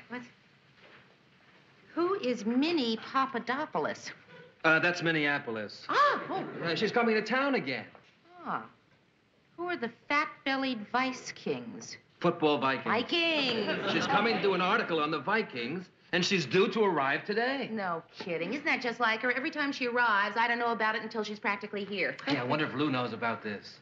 Oh, Murr, that's right. Gee, the last time she was here, they had kind of a thing, didn't they? I bet she's coming to see him. Could be. Hey, this is interesting. I can't quite make it out, but she was either on a plane or a train with either Alfred Lunt or Alan Funt. And they were either stacked up or shacked up. Hey, guys, guess what? I'm going to be rich. You want to know how? Well, let's see. You're being paid by Harvard to leave your brain to Yale. I made an investment on the advice of my accountant. I bought a business, my very own business. Well, what kind of a business, Ted? It's a men's hat store. It's great for tax purposes. Besides, it's a gold mine, and I have very little overhead. Very little underhead, too. You know what, Murray? You'd look good in a derby. And you wouldn't have to buy the whole hat, just the brim. Paint the top of your head black. Yeah. Mr. Grant, I don't mean to bother you. Swell. And I can see you're busy, so I'll get right to the point. Swell. Mr. Grant, I just got a letter from my Aunt Flo. And look. That's very interesting, Mary, but I don't know any Minnie Papadopoulos. That's Minneapolis, Mr. Grant. She's coming to town. Oh, swell. Well, I was going to ask you to have dinner at my house tonight since Aunt Flo is coming, but since you don't seem to care. I didn't say that. Well, you don't seem very excited. Forgive me, Mary. You see, it's just that I found that when I leap in the air and click my heels, all the change falls out of my pocket.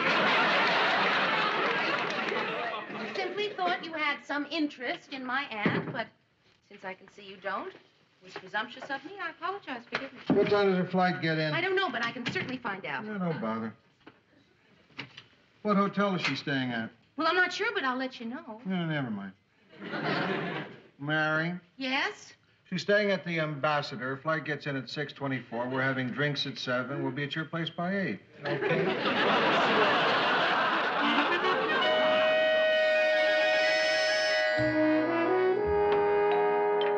Who is it? Who do you think? Pinky Toscadero. Aunt Flo, how are you? Sensational, kiddo. Well, how's everything in the world of make-believe journalism? Just fine. Where's Mr. Grant? Well, I'll play your silly game. Where's Mr. Grant? Wait, well, wasn't he supposed to pick you up at the airport? Oh, my gosh, you're right. I forgot.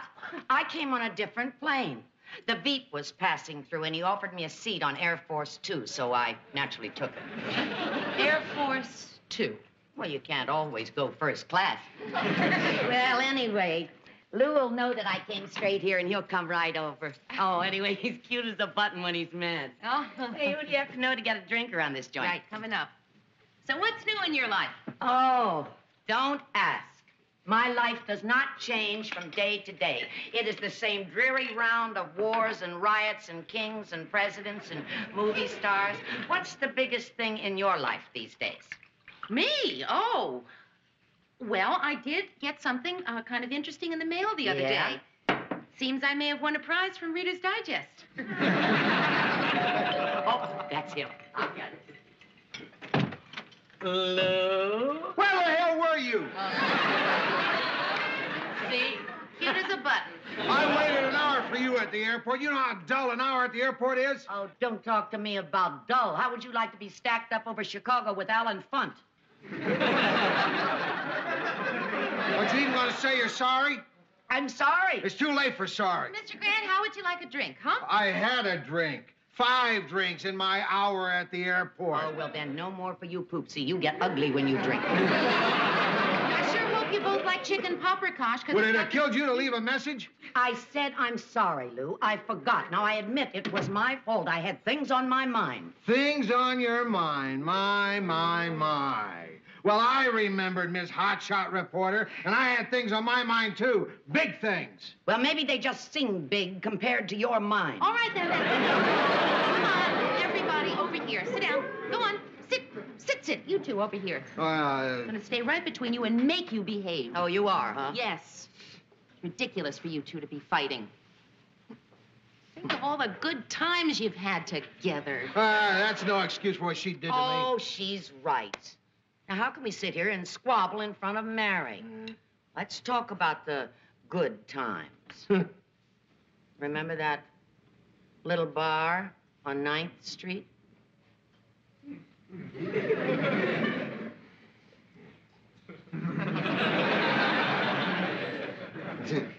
Yeah.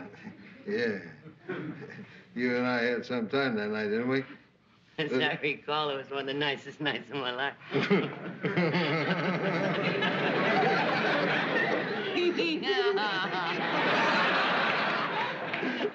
Hey, you remember the weekend in St. Paul? I get goosebumps just thinking about it.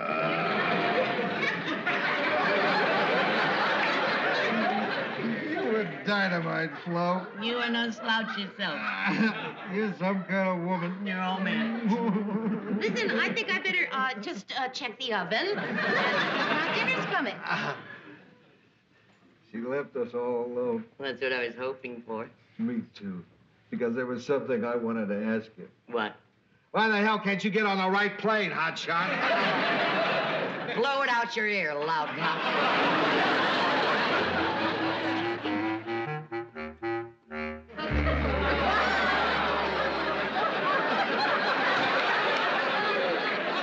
Hi, guys. Hi. Boy, I'm in trouble. What's the matter, Ted? Murray, Mayor, I'm going to level with you. Business at the hat store couldn't be worse. Can't understand it. I thought it'd be such a great idea, selling hats. I figured, how could I lose? Everybody's got at least one head. Well, look, you've only been open for a week, Ted. Maybe things will pick up. I hope so. Today, only one customer came to the store. Homesick Mexican who wanted to rent a hat to dance on. Didn't even have his size. But I'm not giving up hope, Murray. I want you to wear one of my hats for promotion. People will ask you where you got it, and you can send them to me, okay? Oh, Ted, look, I practically never wear hats. Murray, believe me, every man should wear a hat. Mayor? How's that one? It's you. There's no need to be nasty, Mary. Hey, come on, Murray. Try it on. If you don't like that one, I've got plenty more.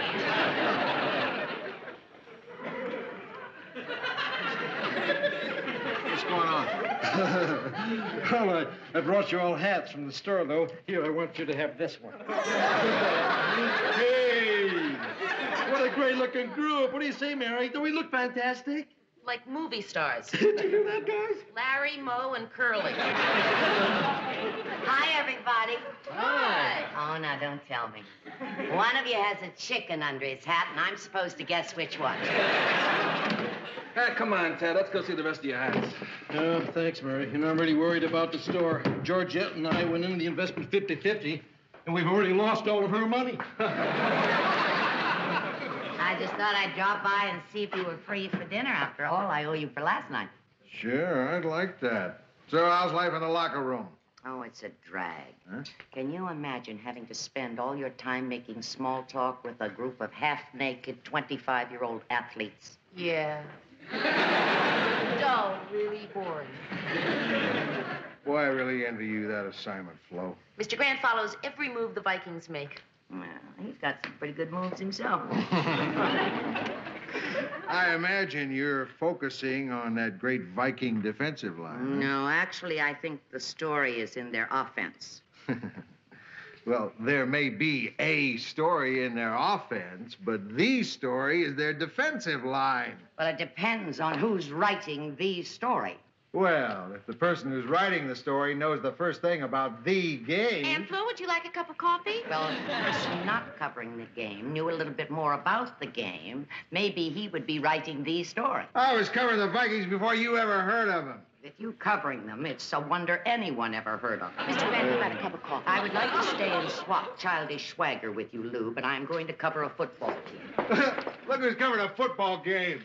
Somebody who doesn't know the difference between a rotating zone and a nickel defense. You don't know your elbow from your end zone. You want to know something, Mary? I think I'm in love with that woman.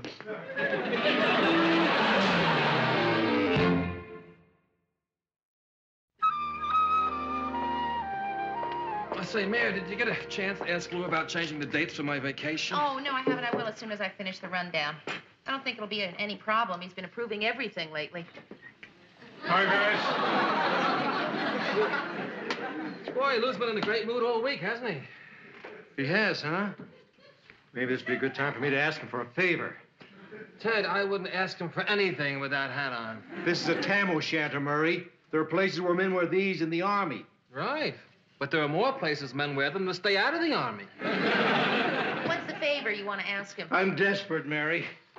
I thought I'd plug my store on the news. Oh, not an out-and-out plug. I know that. I'd be subtle. And every night on the news, I just wear a different hat. Ted, may I tell you something? That is one of the worst, the absolute worst, most incredibly stupid and unethical ideas I have ever heard in my life. What are some of the others?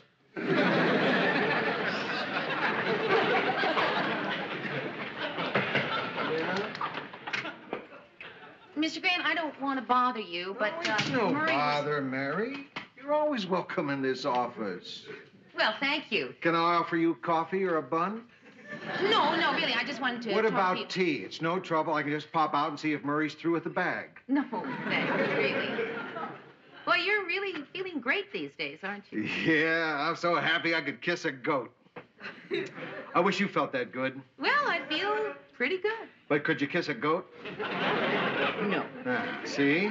That's because you're not involved in a hot romance. Yeah, that's probably it. Mary, your aunt is maybe the best woman I ever met in my life. Oh, Mr. Grant.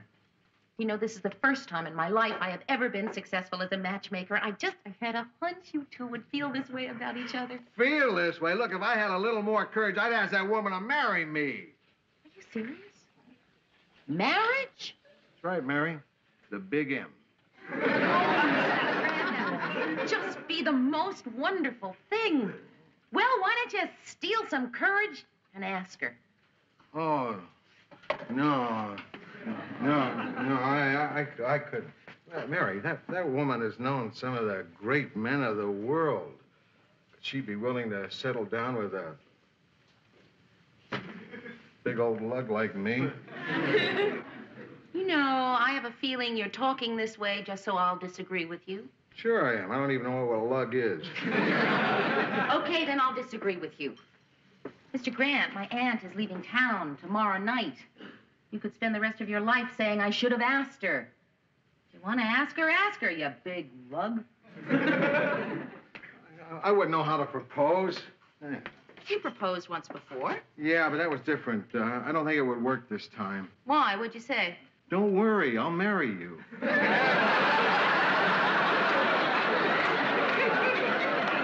Doesn't matter what you say. The important thing is you want to ask her. Do you want to know something incredible? I just made up my mind to ask her. Mr. Grant! Do you realize what a difference this is going to make? Do you know what I do most nights after work? First, I stop and have a drink. Then I go home, make myself some dinner, watch some television, take a shower, and go to bed. Once I'm married, I'll have a drink, go home, go to bed, take a shower, have some dinner, and watch television. You know my one regret? That you can't be my best man. Wouldn't that be great, going out with you the night before my wedding and tying one on? Maybe they can bend a rule for us. Yeah, this is beginning to sound like fun. Who would have thought that? Mr. Grant, you want to know the best part? What? If you marry my Aunt Flo, that'll make you my Uncle Lou. No. You wait a minute. No, you just wait a minute. Let's get one thing straight. Whatever happens, no Uncle Lou. No, ever, never, no place. You understand? Understood. I'll call you my uncle, Mr. Grant.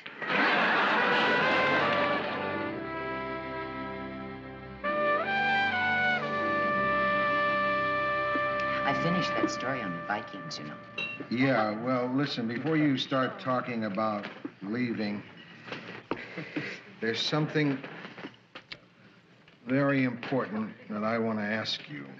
I know. You want to know if that rumor about Minnesota trading Tarkenton is true or not. No, that's not it. They're thinking of trading Tarkenton? But that isn't it. What was on your mind? Oh, that can wait. What about Tarkenton? It's just a rumor. Nobody's trading anybody. Oh, thank God. Well, now, what was it you wanted to say? Hmm? Oh, yeah. Flo, I want to marry you. Is that a proposal? Yeah. Oh, some proposal. You tell me? You don't even ask? Oh. Oh, okay. Flo, will you marry me? No. But thank you for asking. Oh, Lou, I travel all the time. I chose a career long ago. Do you know that last year I was only in my apartment 26 nights the whole year? I can't get married to anyone. Now, you got some nerve. I've got some nerve not marrying you? I had a fantastic wedding plan. I wish I could say yes. I even bought tickets for a honeymoon. Canada by rail. They got special cars in the back. Glass all the way around. Everywhere you look. Canada. I've got it. Why don't we just take the honeymoon and skip the wedding? What do you think I am? Someone you can use for a good time every time you drop by Minneapolis? I'm not cheap. Lou, I love my work. I love my family. No, I guess I love you too. Mm-hmm. But I don't want to get married. Now listen, I'll see you the next time I come to Minneapolis. I don't think so. Well, would you mind if I at least called? The phone company doesn't ask my permission. You dial, they ring. Oh, I'll dial. You gonna be all right? I'll be fine. Don't worry. So long. I'll call you, Toots.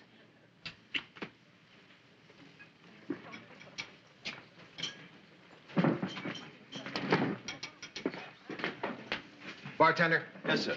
A drink for everyone in the house. Great. Give them all to me.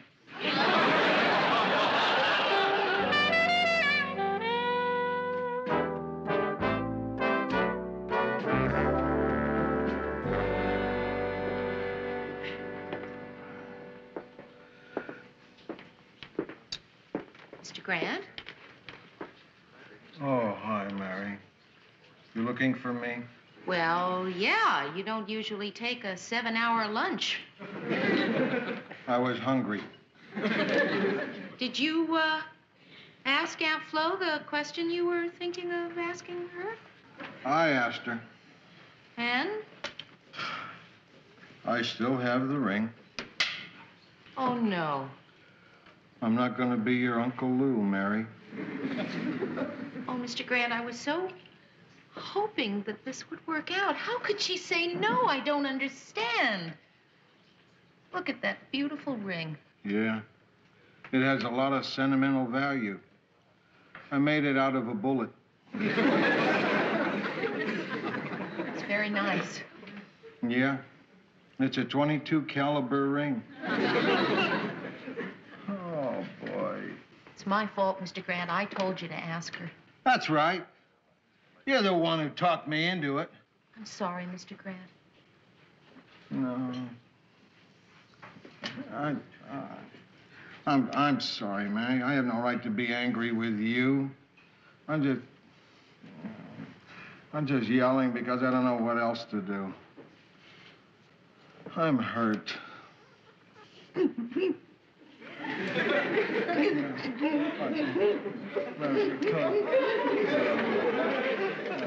No, come on, Mary. Don't cry. No, don't cry.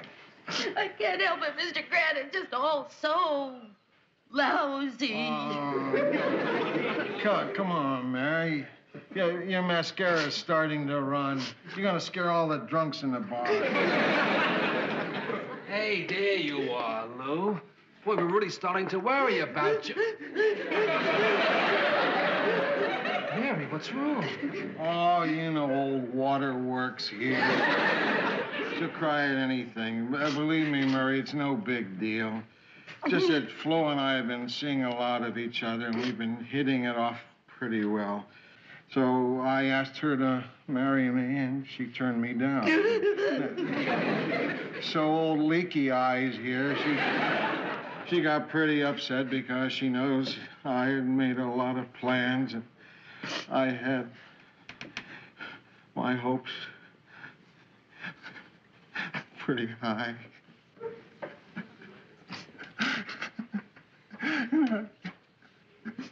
I really love that woman. Hey, come on, you guys. Look, don't do this to me. And you know what a sentimental person I am. You know when I see two of my dearest friends crying that I'm going to go to pieces too? And we'll all stand here acting like fools. Now, come on. Come on, Lou, Mary, get a hold of yourselves. Get a hold of yourselves. All right. Yeah, enough of this. Yeah. She turned you down.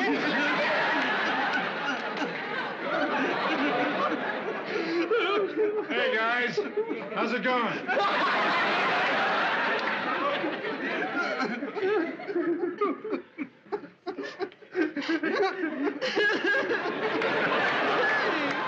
Hey, guys. Why are we crying? Come on, tell me what happened. Something sad, Ted. I was afraid of that.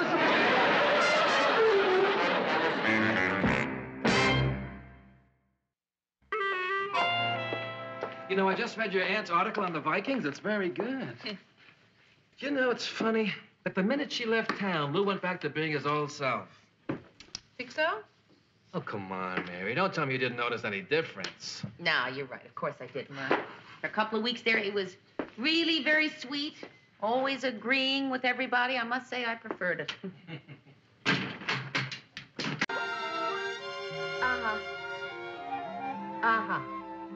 Yeah, but see, I don't want to. But listen, I keep thinking that there must be somebody else who would really rather. All right, I'll do it. Guess who that was? An obscene call? The Teddy Awards. They want me to be in charge of the entertainment at this year's dinner. Oh, well, somebody's got to do it, Mayor. But why me, Murray? To tell you the truth, I'd prefer an obscene call. Well, who wouldn't? Hi, guys. Any news on the Teddy nominations? No, not yet. No matter. Good morning. Lou, any news on the Teddy Awards? Dad, I told you the nominations aren't in yet. Oh, yes, they are. They are? About 5 minutes ago. Well, how'd we do? Was my name on it? What? Oh, you don't want to really know. Oh, come on. we want to Dad, know. We want to know. Well, it would just distract you from your work if I told. Who's working? Now, if you don't use your lips for talking, I'll use them for something else. Well. Lou, give it to me straight. Tell me flat out. Either Ted, you were nominated, or Ted, I haven't heard yet. The fact is that we were all nominated. What? How could we be all nominated? I know, Mary. I'm as amazed as you are. Let's face it, this is not an award-winning operation. But that one special we did on the hospital crisis was terrific, and it swept the boards. You and me as producers, Ted as narrator, Murray as writer. Oh, boy, what about that? Everybody...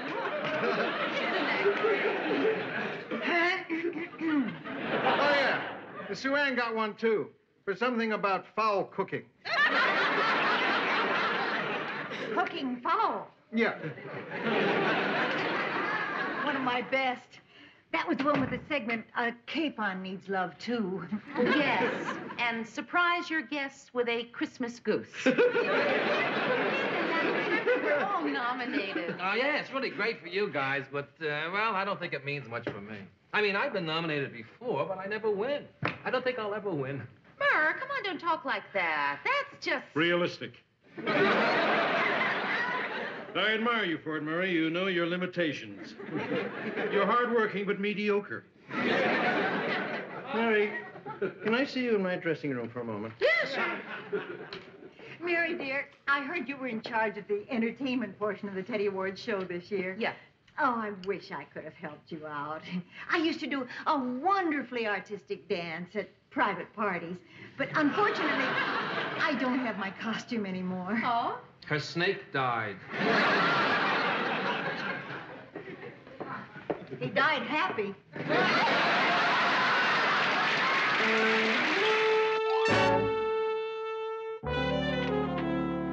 You want to see me, Ted? Yeah, I understand you're looking for talent. Talent? Yeah, you are in charge of the Teddy Award show, aren't you? Yes, Mary? I am. What's this I hear about a show? Yeah, well, I tried to get it. I don't want my newsroom turned into a vaudeville stage. It won't. I just have to locate a couple of acts. You get all the talent you're looking for right here, Mary. What do you do? Name it. Comedy, impressions, ventriloquism. Ventriloquism? That's right. I'm a trained ventriloquist. I bought the book. I'll demonstrate it for you if you'll assist me, Mary. Assist you? Oh. What do you mean? Oh, it's very simple. Just sit on my knee. Sure,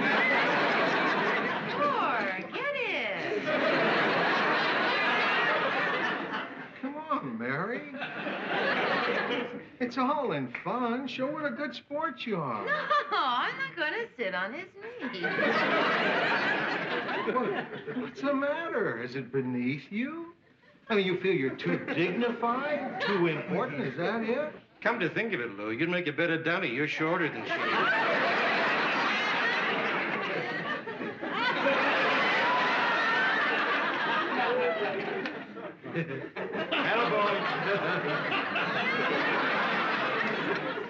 Takes a big man to sit on another man's lap.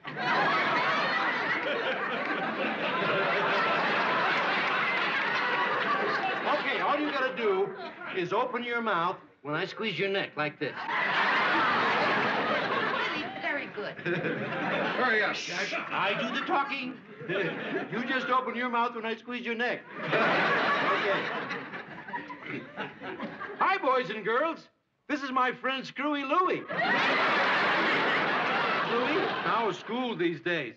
Okay, my teacher is cross-eyed. Your teacher is cross-eyed? Yes, she can't control her pupil. Oh, no, wait. That's not my big finish. The high point of every ventriloquist act is drinking a glass of water and singing at the same time. That's in the book. You drink this, Lou. Yankee Doodle.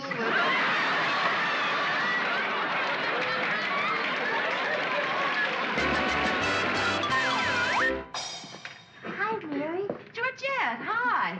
I just had coffee with Ted, and I thought I'd stop by to say hello. Oh, good. Thanks for treating Teddy Bear. Oh, what the heck? I can't take it with me. How are you coming with the entertainment for the Teddy Award show, Mary? Oh, not so good, Georgette. They want musical acts, and they're so hard to find. I don't know if you'd be interested, but I've studied dancing ever since I was little. I've never danced professionally, but I have sort of a little act I worked up for a charity benefit last year. Oh, really? I didn't know you danced. What kind of dancing do you do? A little of everything. I'd be happy to audition for you if you'd like me to. Well, sure, Georgette. I'd love to see you dance. Oh, isn't it wonderful, Teddy Bear? Mary's going to audition me, and maybe I'll get to dance at the award show. Oh, I'm so excited. I'm going to go right home and limber up my gams. That's wonderful, Georgette. Are you crazy? What? I don't want Georgette dancing on your show. You understand? She won't dance. Don't ask her. Because she's no good. She has no talent, Mary. Besides, I don't want my wife, Mrs. Ted Baxter, making a fool of herself in public. Ted, why do you always assume the worst about everyone? Why do you delight in saying that Georgette's going to be lousy and that Murray's going to lose? It's for their own good, Mary. I only think of them. I say it because I love and respect them. He's a loser and she stinks.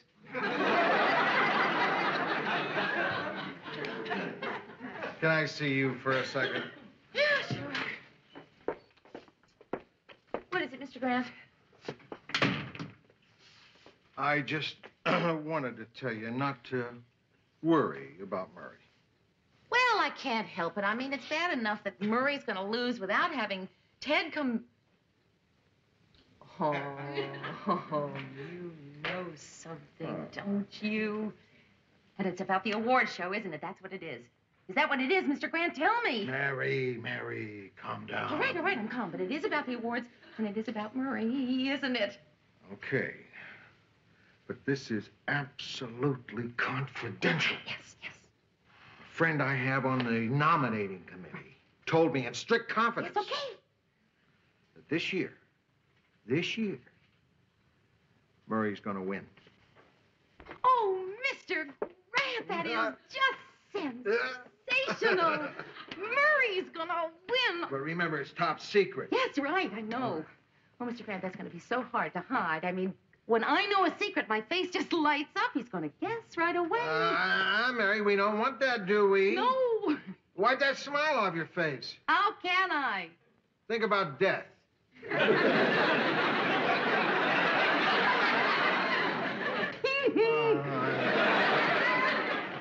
Think about pestilence and plague and war and rot and slime and putrid glop. All right. I'm under control. Yeah, good. Yeah? Excuse me. Mary, you got a phone call. I have a phone call?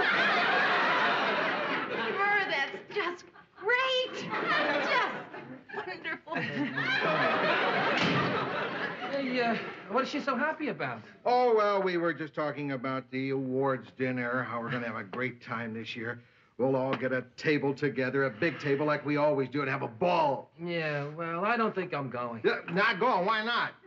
Oh, hey, Lou, look, it's pretty embarrassing to sit there and lose year after year. Oh, hey, Murray. I mean, why come kid on. myself? Well, the competition is just too good, so, just gonna let it pass. But, Murray, come here.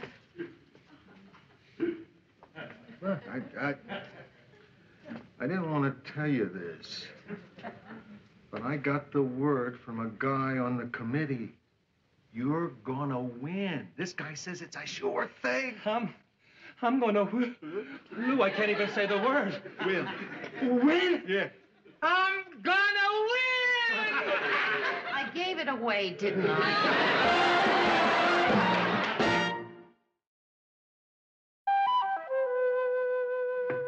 Yeah? Mr. Grant, excuse me. I know you're sick of the subject of the award show, but I've run out of talent, and I've tried everybody, and I was just wondering whether or not you would think that it was right, ethical, for me to put myself into the show. You? Doing what? Singing. It all depends. How good are you? Well, good. Pretty good. Fair. I don't know. It's hard to be objective. Well, I'm objective. Sing for me. Well, gee, I don't know. It'd be my pleasure, Mary. Yeah, well, see, I just, What selection were you planning to warble? One for my baby. One for my baby. Harold Arlen. Oh, great song. Sexy, torchy. Yeah. Wrenched from the guts of a woman who's really lived.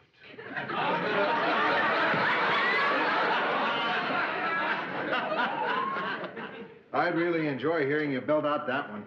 Well, I I really should have a piano. Don't need a piano. Well, it would be better with a microphone. Don't need a microphone. But it would be better. It'd be better with Peggy Lee, but let's hear it anyhow.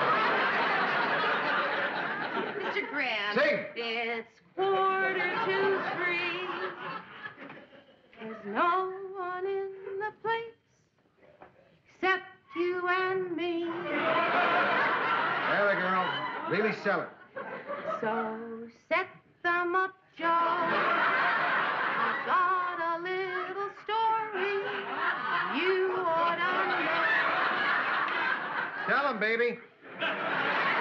We're drinking, my friend, Tell him. to the end of a brief episode.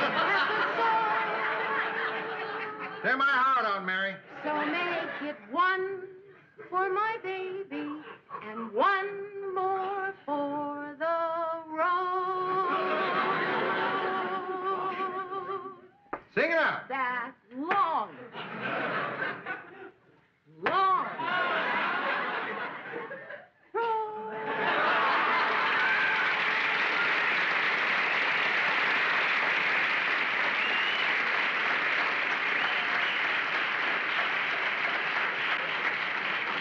Well, what did you think?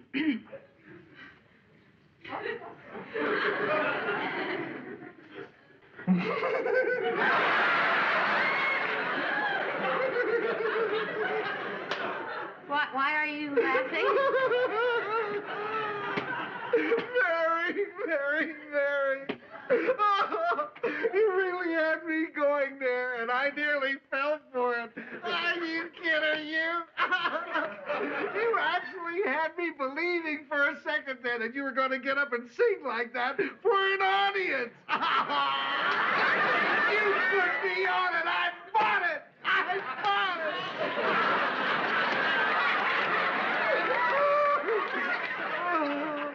It's 2:45. There's no one in the place except you and me. Oh, boy. That is beautiful. That's beautiful. Well, I just thought you could use a good laugh.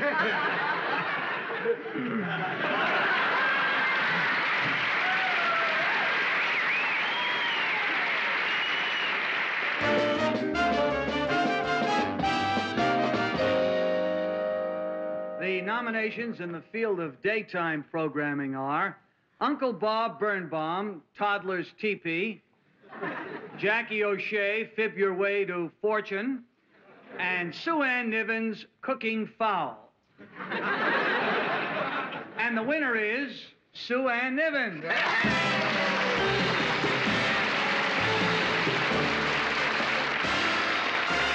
This has been some evening for WJM. First Mary and Lou win, then Ted, and now Sue Ann. Oh, thank you. Thank you. I really don't deserve your lovely tribute. The real credit should go to Tom, an 18-pound butterball turkey who gave his life so that I might stand here tonight and say thank you.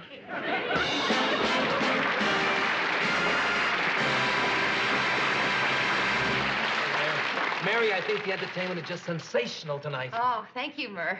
I haven't seen Georgette yet. And now, before we present the award for news writing, we have one final treat from our entertainment committee. Oh, Murray. I can wait. Here's the wife of one of tonight's winners, Georgette Baxter, to ask the musical question, Steam Heat.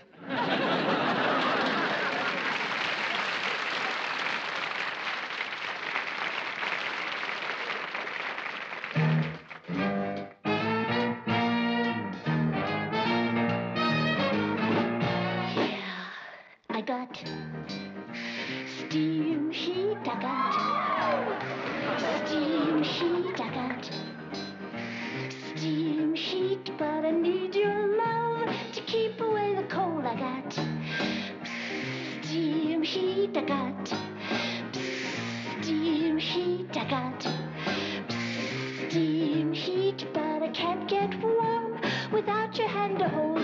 The radiator's hissing, still I need your kissing to keep me from freezing each night. I got a hot water bottle, but nothing I got'll take the place of you. Holding me tight, I got steam heat, I got steam heat, I got steam heat, but I need your love to keep away the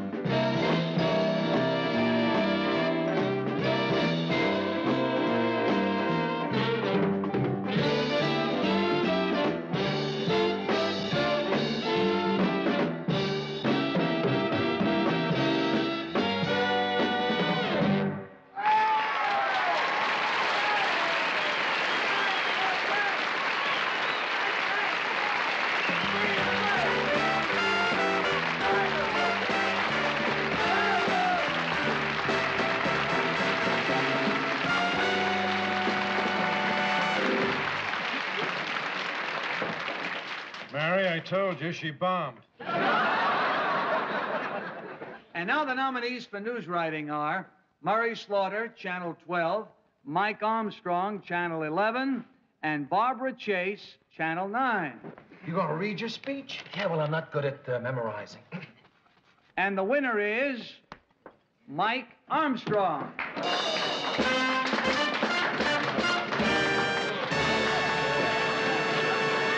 Thank you. The winner is Mike Armstrong. What was that? The winner is Mike Armstrong.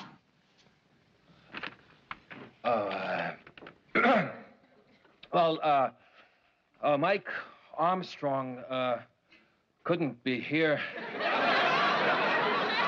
tonight, so he asked me to. Well, Mike Armstrong, nice to see you out of the sickbed. Congratulations.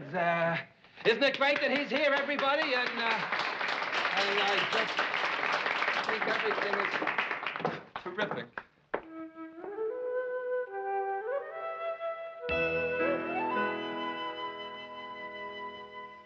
Mr. Grant, what happened?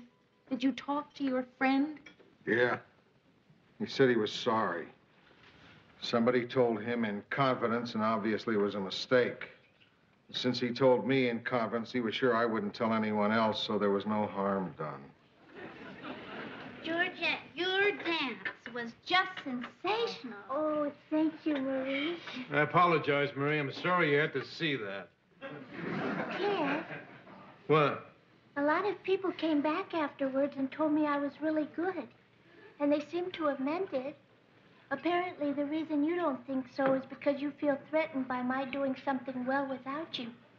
So now that we understand it, let's just drop the subject. Or tonight in bed, you can play connect the dots with your own freckles.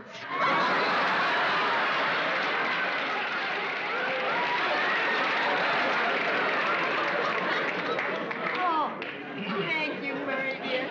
It's been a glorious night. Except, of course, for you, dear.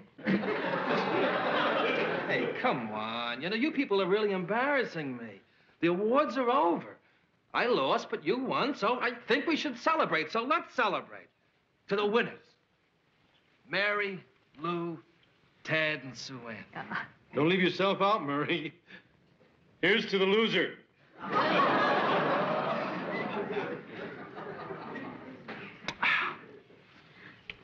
I would like to hear Murray's acceptance speech. What? Come on, Maria. I think that's a little inappropriate, don't you? I think it's very appropriate. You read it to me last night, and I'd like everybody to hear it. Honey, please, it'll make you feel better. Come on, Murray. Yeah, let's hear it, Murray. Please. Well, if you'd really like to hear it. Awards are nice, of course. But the main reason I'm glad I won is that somehow it's only at a time like this that you get to tell the people you work with what you think about them. And I'd like to do that now. Lou Grant, there's not a man alive that I have more respect for, or whose respect means more to me. Mary Richards, you do the impossible every day. You make people forget how beautiful you look because they're too busy realizing how beautiful you are. And now the hardest one. Ted Baxter. I've said a lot of things to you in the newsroom, Ted, but there's one thing I've never said. I'd miss you if you weren't there. You're filled with joy, love, and wonder. And I like you.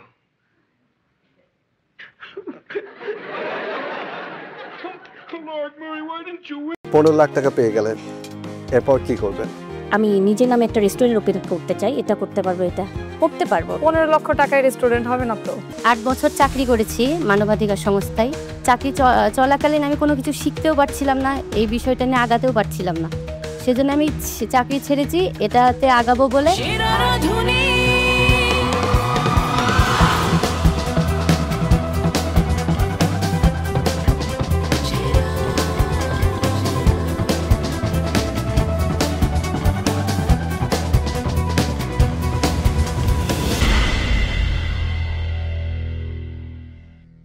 আমার রেসিপির নাম হলো velvety cocoa craving. জান্নাত, কি করেন আপনি? আমার একটা অনলাইন পেজ আছে যেখানে বাসায় ফুড বানিয়ে সেটা কি বলে সেল করি। কারিগরি প্রশিক্ষণ কেন্দ্র থেকে কয়েকটা বেকিং এবং কুকিংয়ের উপরে সার্টিফাইড কোর্স করেছি এবং বর্তমানে এখন ডিপ্লোমা কালিনারি ম্যানেজমেন্টের উপরে ডিপ্লোমা করছি। কেন এত পড়াশোনা করেছেন কালিনারি নিয়ে? নিজেকে একজন প্রফেশনাল শেফ হিসেবে দেখতে চাই। যখন প্রফেশনাল শেফ হয়ে যাবেন, আমি লাস্ট 7 বছর ঈদে কখনো ছুটি নেইনি। সো ঈদ কমপ্লিটলি গন, হলিডেজ কমপ্লিটলি গন। ফ্যামিলি এটা রাজি হবে? ফ্যামিলি মানবে? আমি 8 বছর চাকরি করেছি মানবাধিকার সংস্থায়। চাকরি চলাকালীন আমি কোনো কিছু শিখতেও পারছিলাম না, এই বিষয়টা নিয়ে আগাতেও পারছিলাম না। সেজন্য আমি চাকরি ছেড়েছি, এটাতে আগাবো বলে। আর চাকরি যখন করেছি তখন আমার ছেলেকে আমার মা, আমার বোন, ওরা হলো কি দেখাশোনা করেছে। আপনার কেন মনে হচ্ছে যে সেরা রাঁধুনি সেই প্ল্যাটফর্ম যেটা আপনাকে শেফ হতে সাহায্য করবে? যারা এই কালিনারি জগতে আসতে চায় তাদের জন্য একটা সেরা প্ল্যাটফর্ম হলো সেরা রাঁধুনি। সব কিছু একটা শক্ত হাতের প্রয়োজন হয় কোনো কিছুতে সামনে আগিয়ে যেতে। তো আমার কাছে শক্ত হাত সেই সেরা রাঁধুনিটা। শেফ, আমরা কি করতে পারি বলেন? নিয়ে যাই ওয়েটিং কার্ড দিয়ে। ওয়েটিং কার্ড দিয়ে দিচ্ছি। 4 বছরের অপেক্ষা।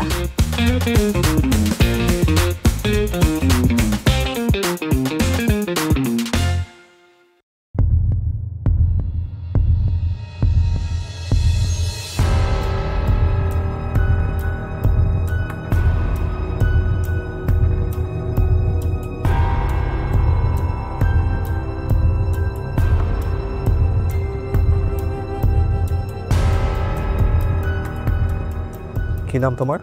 ফাতেমা খাতুন ঋতু। কি বানিয়েছো আজকে? ডেজার্ট বানিয়েছি হানি সানফ্লাওয়ার। আমি এখানে বাকলাভা করছি ক্রিম চিজ দিয়ে, যেখানে আমি ক্রিম চিজ ইউজ করেছি honey. So this is a baklava. Baklava এবং চিজ। আউটার লেয়ারটা বাকলাভা এবং উপরে cheesecake. Cheesecake and then this dum chicken. আর ওইটা নান বানাইছি আমি।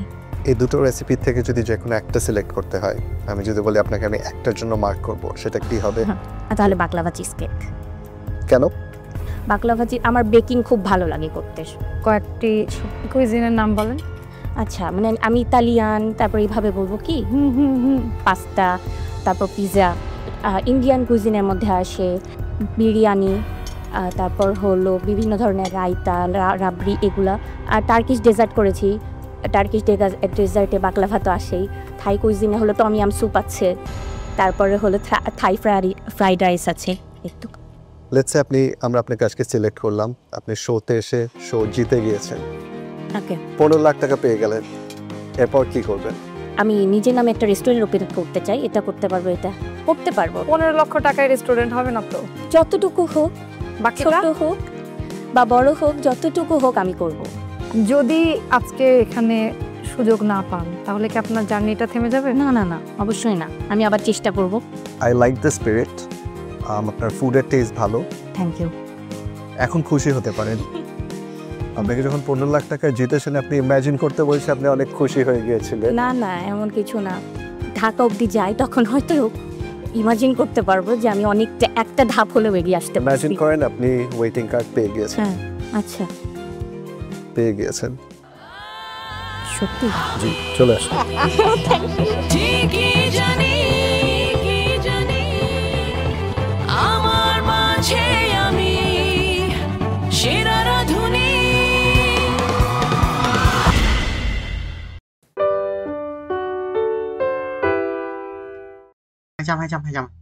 hai trăm láp Nguyên perfect 2 lần giống em chợ sự mình cái chứ cho ngay có tài không 210 láp 42 tỷ 2 triệu một lần có chờ nhầm ôi không còn 100 để bớt 6 15 cái lại sửa binh chỉ linh ấy bay một chỉ linh điên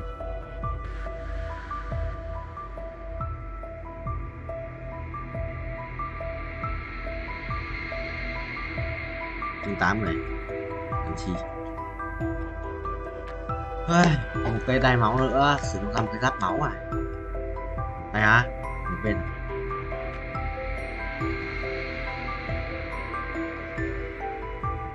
anh không muốn như em nghĩ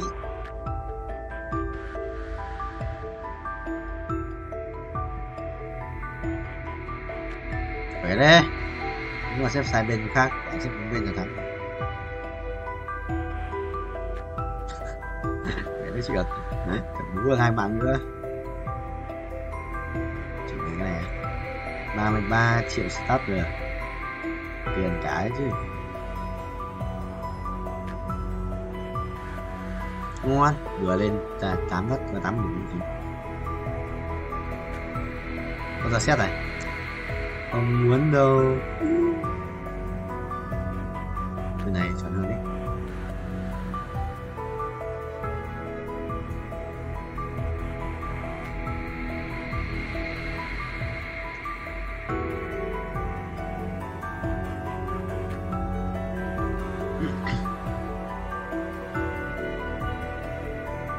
ra sinh ra rồi ngon này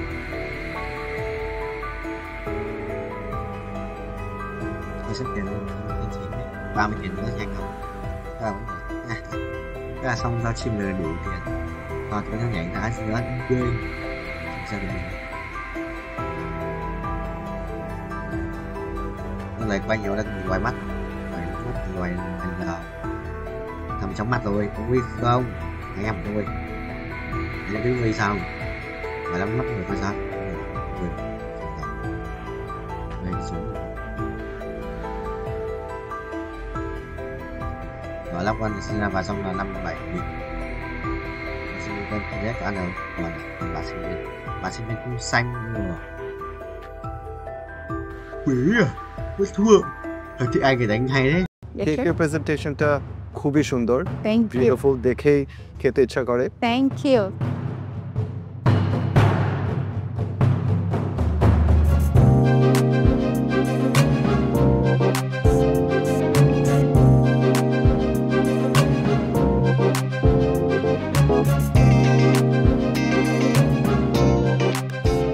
আমার নাম মোহাম্মদ আশিকুল আলম তমাল, পাবনা থেকে এসেছি। তো আজকে আমি orange মুজ cake নিয়ে এসেছি। আপনি তো আগেও একবার আমাদের সাথে রেসিপি সাবমিট করেছেন, টপ 10 পর্যন্ত গিয়েছে। আবার কেন পার্টিসিপেট করা? আসলে আমার মনে হয়েছে যে আমি আমার লক্ষ্যে পৌঁছাতে পারিনি। ওকে, এনিওয়ে আমরা ফুডটা টেস্ট করি, ফুডটা টেস্ট করে আপনাকে এক্স্যাক্ট কি হয়েছে সেটা বলি।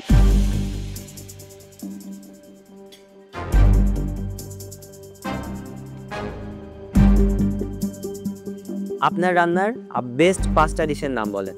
পিৎজা, স্পঞ্জ কেক যেটা বার্থডে কেক যেটাকে বলে, ক্রিম অফ মাশরুম স্যুপ, অন্থনটা ভালো হয়। আর চেষ্টা করি সবসময় মানে দেশি একটু খাবারের মধ্যে আমি ভর্তাগুলো আছে, ভর্তাটা আর ভালো হয়, বাদামি ভর্তাটা। তোমার অরেঞ্জ মুজ কেকের মধ্যে অরেঞ্জের ফ্লেভার আছে, ইটস রিয়েলি নাইস। ভিতরে যে ডাকওয়া দেওয়া হয়েছে ওটাও আই থিঙ্ক পারফেক্টলি ডান। আপনার কেকের টেস্ট ভালো হয়েছে, বাট আপনাকে অনেক নার্ভাস লাগতেছে, ঠিক আছে? নার্ভাসনেসের রিজনটা কি? আপনি 1424-এর টপ 10-এ ছিলেন এবং 1424-এর উইনার আমাদের সাথে আছেন মাহফুজ। সো এটার জন্য কি নার্ভাসনেসটা একটু বেড়ে গেছে? না, আমার সাথে যে ছিল সে এখন জাজমেন্টে আছে। আমার নার্ভাসের কারণ যে আমি আসলে এই কেকটা নিয়ে আসতে মাঝপথে আমি রিটার্ন করতে চেয়েছিলাম বাসায়, যে আমি যদি আমার বেস্টটা আরও দিতে পারতাম, পুরো প্রেজেন্টেশনটা আপনাদের সামনে নিয়ে আসতে পারতাম, এটা আমার মানে কনফিডেন্ট লেভেলটা বেড়ে যেত আমার। কিন্তু আপনার কেকের টেস্ট ভালো ছিল। তো সব চিন্তা করে ওয়েটিং কার্ড চাচ্ছি। Thank you.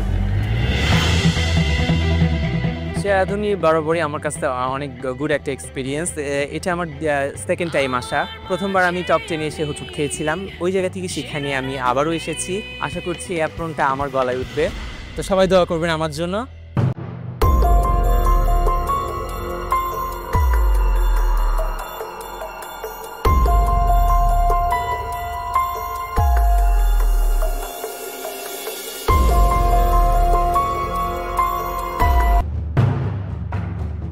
সালেহা হামিদা লিজা, আজকের দুটো ডিশের নাম জানতে চাই। এখানে আছে chocolate mocha strawberry cheese cake and উত্তরবঙ্গের একটা ঐতিহ্যবাহী খাবার যেটা হচ্ছে সরিষার তেলে গরুর মাংস। এখানে আমি আস্ত রসুন ব্যবহার করেছি, আর সেই সাথে হচ্ছে এদের একটা ট্র্যাডিশনাল ফুড চায় খুদের ভাত বা বউ ভাত, এটা আমি সার্ভ করেছি। তো এর আগেও তো আসা হয়েছিল। ম্যাম আমি ব্র্যান্ড অডিশন থেকে বাদ করেছি, ওখান থেকে বাদ করার পর ট্রাই করেছি নিজের স্কিল ডেভেলপ করার, দেন নিজেকে তৈরি করার। এবার ফুল প্রিপারেশন নিয়ে আসা মোটামুটি ইনশাআল্লাহ। ওকে, কেকের প্রেজেন্টেশনটা খুবই সুন্দর, থ্যাংক ইউ, বিউটিফুল, দেখেই খেতে ইচ্ছা করে। Thank you.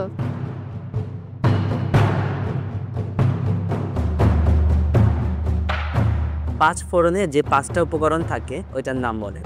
এখানে কালো জিরা আছে, দেন হচ্ছে মেথি আছে, তারপর মৌরি আছে, সরিষার একটা আছে, জিরা ইউজ করে এখানে।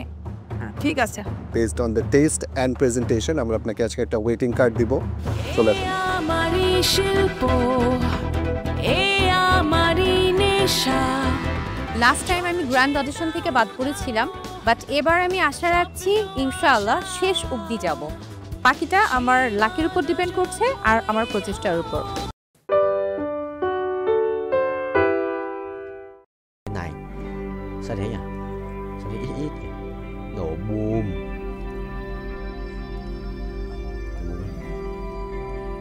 Chọn không mày? Chọn không? Không có rồi.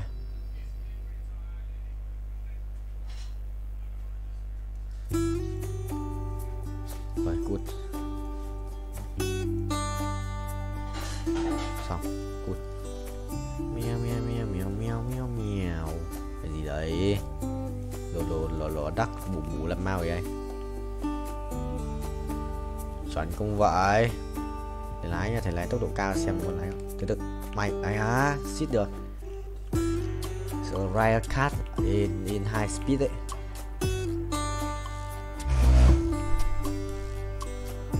Chuẩn không? Hay á? Không được. Sửa tốc độ cao. Tốc độ cao đét mà. Rồi một lần, 2 lần, lần thứ 2.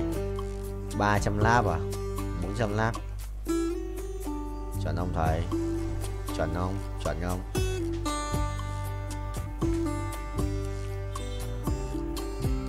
Chuẩn không? Chuẩn không? Ui, tốc độ cao đấy. 378 lap, chứ 400. Hay à? Bắt đầu thua. Thua, bài khỏe đấy. 2299 à? phải đấu sĩ ạ. Mình lắp vào mình phải méo ăn uống đầy đủ nhỉ. Thằng này được ăn uống đầy đủ. 299 là phải không? Không. Tự đọc chuyển hóa bàn đấu.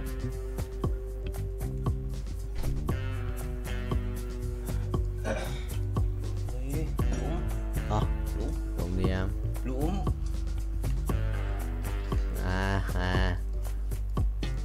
Ô, ở chấm.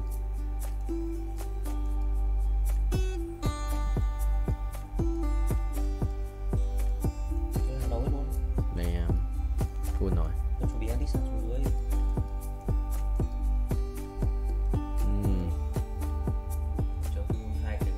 Không biết. Ok thầy ơi. Này sẽ là Rai ở cát. Lâu rồi.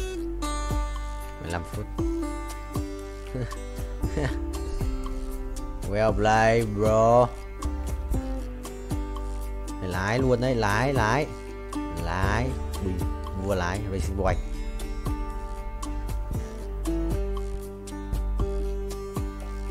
Nhốt luôn. Chết không? Ngồi đi. Đéo đi à? Vào, nó kẹo rất sư linh. Đéo có đủ mana để chết. Phải không?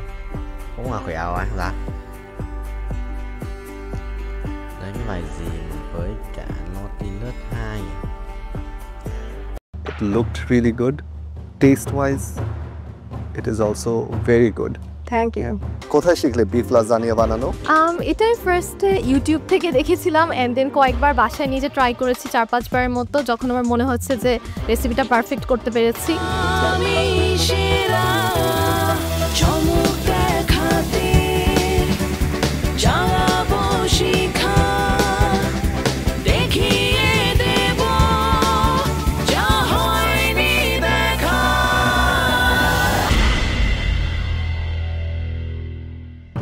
আমি মৌসুমি কি বানিয়েছেন? এটা হচ্ছে choco caramel cheese cake blossom. Looks beautiful. I think আজকের দেখা one of the best presentation. Thank you. কি করেন আপনি? আমার ছোটখাটো একটা বিজনেস আছে ফুড নিয়ে, পাশাপাশি আমি ট্রেনার হিসেবে রাজশাহী মহিলা টিটিসিতে আছি। আমি মাস্টার্স কমপ্লিট করেছি হোম ইকোনমিক্স থেকে, আর এছাড়াও আমি হোটেল ম্যানেজমেন্টে ডিপ্লোমা করেছি, আর এখন করছি হলো কুলিনারি আর্টসের উপরে ডিপ্লোমা। এছাড়াও আমি কিছু লেভেল কমপ্লিট করেছি যেটা কুকিং এবং বেকিংয়ের উপরে। সো আপনি রাজশাহী টিটিসি ট্রেনার? জি। সো রাজশাহী টিটিসি ট্রেনার হিসেবে you hold a very high position in the society, right? So ওই পজিশন থেকে এসে এরকম একটা প্ল্যাটফর্মে দাঁড়িয়ে নিজের খানাকে প্রুভ করা, that takes a lot of guts.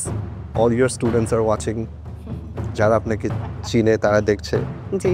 And এটা তো অ্যাবাউট নাও তো 50-50, ইট ক্যান গো এনি ডিরেকশনে। ফুড প্রেজেন্টেশন নিয়ে আমি বলেছি, it looked really good. Taste wise it is also very good. Thank you. Every layer, different elements of it ভালো লেগেছে। জি। নিচের সসটা ভালো লেগেছে। Thank you. আমাদের যদি সিলেক্ট হয়ে যান তাহলে কিন্তু একটা লম্বা সময় থাকতে হবে, মানে এত কিছু বাদ দিয়ে ওইটুকু কি করা সম্ভব? সম্ভব, কারণ আমার বাচ্চারা খুব করে চায়, এটা তো আমার ভালো লাগার একটা জায়গা যে আমিও চাচ্ছি এখানে যেতে। সঙ্গে আমার বাচ্চাদের খুব ইচ্ছা যে তার মাকে এই পজিশনে দেখা যাক, তো আমি হয়তো বা জবও ছেড়ে দিতে পারি এখানে যাওয়ার জন্য। মৌসুমি, আমরা আপনাকে ওয়েটিং কার্ড দিব, ঠিক আছে? Thank you. আসুন। ইয়েস, পেয়ে গেছি আমার কাঙ্ক্ষিত কার্ডটি। যদি আমি অ্যাপরনটি পেয়ে যাই তো আমি যেখানে জব করি তাদেরকে আমি জানাবো আমি ছুটি চাই 2 মাসের জন্য। যদি তারা মানে রাজি হয় তাহলে ওকে, আর যদি না রাজি হয় তো আমার স্বপ্ন পূরণের জন্য আমি জবটা ছেড়ে দেব, তাও আমি যেতে চাই Dhaka.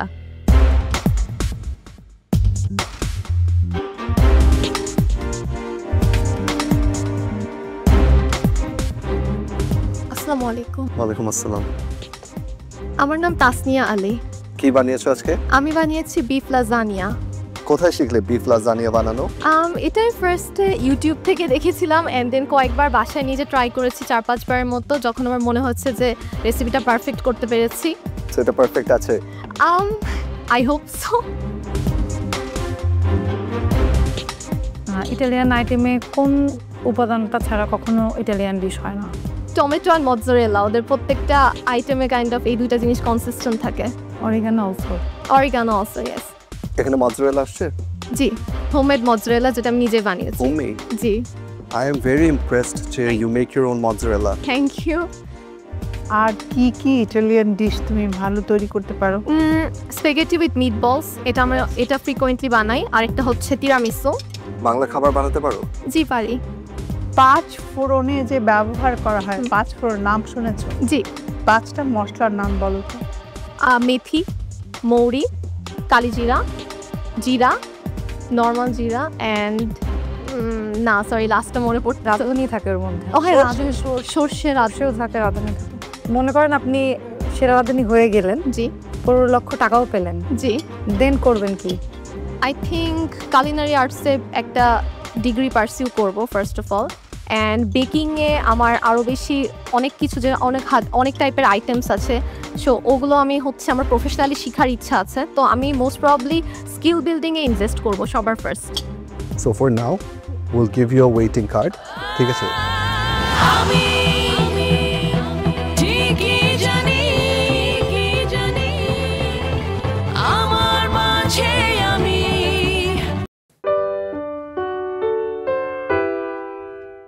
Qua đường luôn bớt anh thì mất 1 tỷ lần á, nếu 1 tỷ lần càng mạnh. 15 lần, khiếp thằng này mất 1.500 lần. What the hell man? Ủa nó vậy broccoli 1.500 lần thật sự là ổn. Giờ mình là oan 3, mình không quan tâm thằng Tana làm gì cả. Ok thầy ơi. I see you again. Để lắp đồ cho ấy á, lấy đồ cho Asia. Bên chia lên bên chia linh binh vẫn đập đồng đấy chứ. Anh đã chỉnh như thế rồi. 6 7 8 9 34 35 36 37 38 39 2 5 36 37 39 180 vòng à? 10 này, 7 này, 2 lần perfect này. Đúng. 3 lần hết liên tục. Ai à? Trung tâm. Thua lại. Ê! Tao gặp lại thằng này Dương ơi. Thằng này tao thua ở trận trước này. Thua thằng này trận trước này, sao tao đái vào thì lúc đánh xong trận sao ấy. Thế tao vào trận luôn, thế tao vào trận luôn. Đó, cả thằng này nữa này. Thằng này cũng ở trận trước này. Hai thằng tao 1 trong 2 trận trước. Nó để ý tên đi, mình nhớ là đi. Gặp lại à. Vẫy tay xin chào. Nhận phật đi sau. Thương nhau. Mà ngập ngừng không muốn rời. Được sao? Ô giờ mình còn chưa ở đây Ari. Nếu mà nhặt Ari vậy, chung đúng không? Ari không? Ngàn ở phía trước cho trong ai. Phải không? Nhân rồi. Chẳng không sao qua. Bởi tay xin chèn.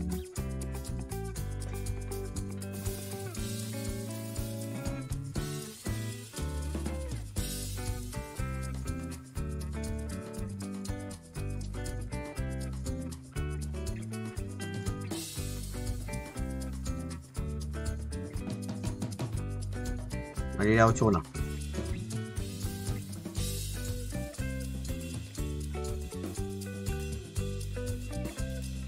Mình tạm ấy. Mình tạm luôn quan tiếp. Từ xong rồi ơi à. Làm chơi đánh cũng bành.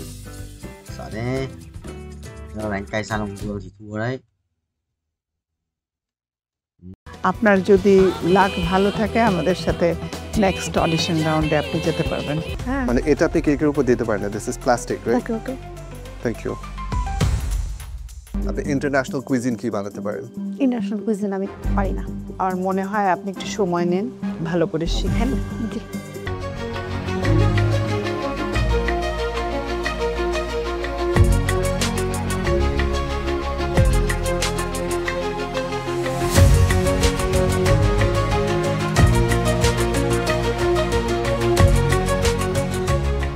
Hello chef, hello ma'am, hello ma'am. Hello. এটা হলো আমি করেছি কোয়েল বেগুনের কালাই টাক। আমার আঞ্চলিকতাকেই আমি fusion হিসেবে এখানে তুলে ধরেছি। আর পাশে ডেজার্ট হিসেবে রেখেছি জাম্বুরা খোসার মালাই চাপিটা। ইন্টারেস্টিং। এটা প্লেট করা কোথা থেকে শিখলেন? এমএ কমপ্লিট করার পরে যখন ঢাকাতে চাকরির প্রিপারেশনের জন্য যাই, তখন ওখান থেকে 3 মাসের একটা কোর্স করেছিলাম। ওখানে আপনার ডেকোরেশন, প্লেটিং অনেক কিছু শেখাইছিল। ছোটোখাটো কিছু ওখান থেকেই শেখা হয়েছে। আর YouTube, super chef, MasterChef, Canadian, Australian এইসব দেখেই শিখেছি। আর আপনার ফুড নিয়ে এক্সপেরিমেন্ট করতে ভালোবাসি। খাদ্যের অবশিষ্ট অংশ ফেলে দিয়ে আমরা অনেক সময় নষ্ট করি, যাতে ওইগুলো আমরা ফুড হিসেবে আবার প্লেটিং করতে পারি, সেই হিসাবে এটা আমার করা। জাম্বুরার খোঁজ। সেরা রাঁধুনিতে কি ফার্স্ট টাইম? না, এবার দিয়ে আমার সেকেন্ড টাইম। আচ্ছা। এর আগের বার আমি এসেছিলাম, আপনার ওই টিমে ছিলাম। আপনি কিচেনে কাজ করেন না কেন? হোটেল বা রেস্টুরেন্টে কাজ করেন না? আমি আপনার 17-18 মাস মতন কাজ করেছিলাম আপনার রূপপুর পারমাণবিকের পাশে, মানে অ্যাসিস্ট্যান্ট হিসেবে ঢুকেছিলাম। পরে শেফ চলে যাওয়ার কারণে পুরো আমি হ্যান্ডেল করতাম ওইটা। কিচেন লাইনে কাজ করতে চান? অফকোর্স, এই জন্যই এখন এর পিছনেই ছুটছে। আপনার আইডিয়াস অনেক ভালো, ফুড আইডিয়াস অনেক ভালো, ফুডের টেস্ট অনেক ভালো। Thank you. আপনার খুব ভালো চেষ্টা ছিল, আর আমরা নতুন রেসিপি দেখলাম। Thank you. তো আমার মনে হলো আপনাকে আমরা একটা ওয়েটিং কার্ড দিই। আপনার যদি লাক ভালো থাকে আমাদের সাথে নেক্সট অডিশন রাউন্ডে আপনি যেতে পারবেন। Thank you. আমার মাঝে আমি সেরা রাঁধুনি।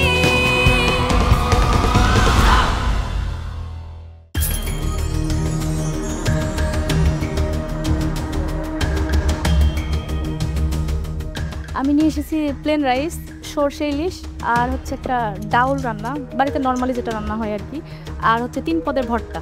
এতটুকু তো এনাফ না সেরা রাঁধুনি হওয়ার জন্য।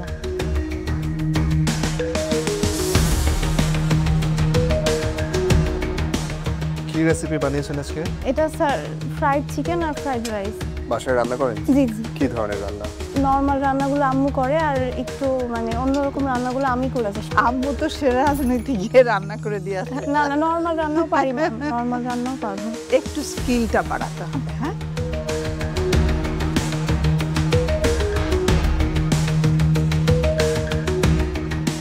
জি, আমি নিয়ে আসছি অ্যারাবিয়ান চিকেন খাফসা। এখানে স্টার অনিস ব্যবহার করেছো? স্টার অনিস অনেক বেশি স্ট্রং ফ্লেভার আছে। খাপসা নিয়ে এসেছি, এটা খাপসা হয়নি, আবার আসবে।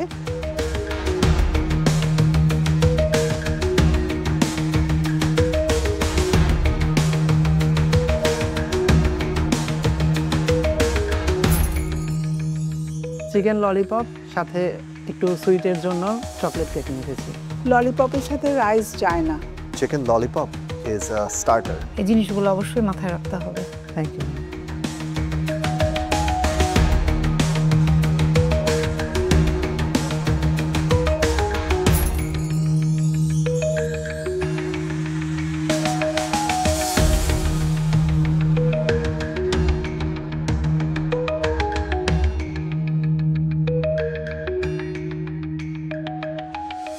শারমিন, কি বানিয়েছেন আজকে? আমি এটা কাঁচা পেঁপের লাড্ডু বানিয়েছি। শারমিন, এটা আপনার নিজের recipe? G. It's really good. আমি খাওয়া স্টপ করতে পারছি না। আপনি ইন্টারন্যাশনাল কুইজিন কি বানাতে পারেন? ইন্টারন্যাশনাল কুইজিন আমি পারি না। আমার মনে হয় আপনি একটু সময় নেন, ভালো করে শিখেন। জি। ফারজান আক্তার মিম, জি। কি বানিয়েছো? পায়েস। এত বড় প্লেটে কেন? আসলে ডেকোরেশনের জন্য একটু বড়ই নিয়েছিলাম। ডেকোরেশনের জন্য তো ভালো লাগছে না। পায়েস সাধারণত এভাবে সার্ভ হয় না।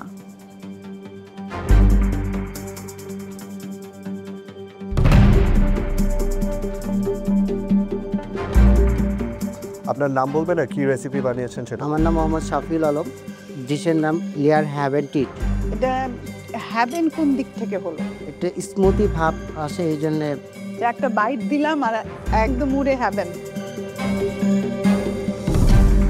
আমি খেয়ে যেটা দেখলাম, কেকটা খুবই ড্রাই। সরি টু সে, আমি যেতে পারি নাই হ্যাভেন। অডিশন রাউন্ডে বিচারকদের কাছে প্রতিযোগীদের রেসিপির পাশাপাশি food presentation, cooking skill, knowledge, self confidence সহ বিভিন্ন বিষয়ে পরীক্ষার সম্মুখীন হতে হয়। সেই পরীক্ষায় অনেকেই বিচারকদের প্রত্যাশা পূরণ করতে পারেননি, তাই সেরা রাঁধুনি হওয়ার স্বপ্ন তাদের এখানেই থেমে যায়। অয়েল ফ্রি আলু পনির। এটা পনিরটা কিভাবে বানিয়েছে? পনিরটা এটা কেনা পনির। তাহলে তো আলুও বাজার থেকে কেনা। তাহলে আপনার কি? আমার রান্না, রেসিপি আমার। আমার নাম নাসরিন আক্তার মিম। আমি আজকে করেছি ভ্যানিলা কেক, সাথে আমি করেছি হাঁসের মাংস। কেকের সাথে হাঁসের মাংস। কেকটা এখানে কেন, মানে টপ থেকে এডিবল? নো, সো এটা এডিবল না। And then why did you put? No, এটাও এডিবল না, এটা হচ্ছে প্রপার। হ্যাঁ, মানে এটা আপনি কেকের উপর দিতে পারেন না। This is plastic, right? Okay okay, thank you.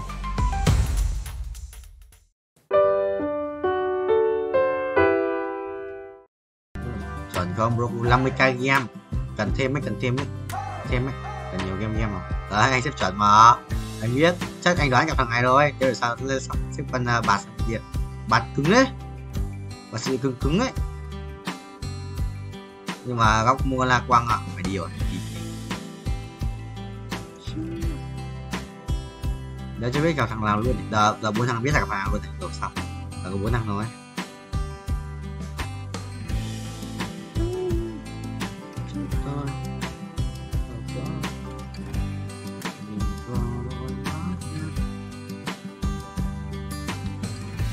Dấu gì lên? Dấu ăn đi không lên 2 à? Nhiều chưa? Có mỗi kiếm làm chí? Chưa, chưa.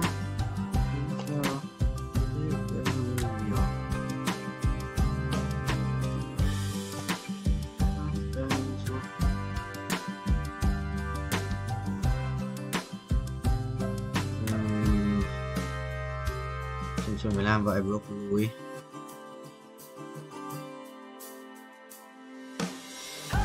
Thôi thua. Top 3 không? 4 không? Thằng này thua luôn rồi. What the hell, tao thua này. Top 3, top 4 à? 4. Bên nhà. Cứ phải phải đét. Rồi đi. I'm sorry. Ai trừ. Ngay ở kia trừ thế còn 9 máu. Cho thế.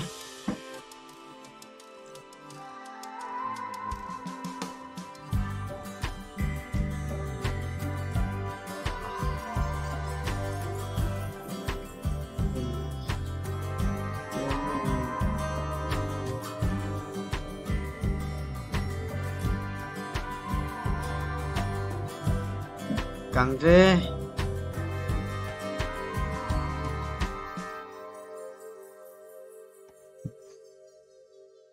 Cháu bé bị lag à? Chuẩn bố. Rồi thầy Rebirth đây. Bye bye broccoli. Rebirth là nữa nó cho gì không? Danh hiệu gì không? Anh cầm cái danh hiệu mới đấy. Vẫn là Ace. Mấy thằng này là beginner. Mấy cả first block.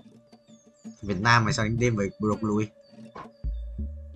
Xin lỗi. Chuẩn.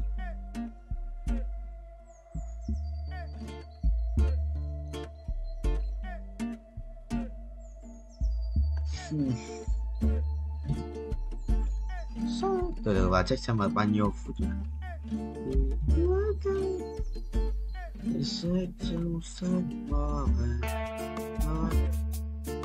Từ từ xem nó bảo ngày bao nhiêu thì của khác.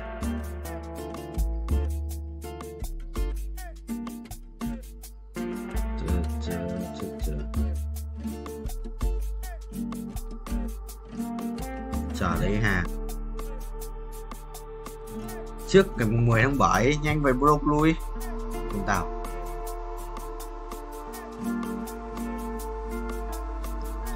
Vào cái dấu vậy.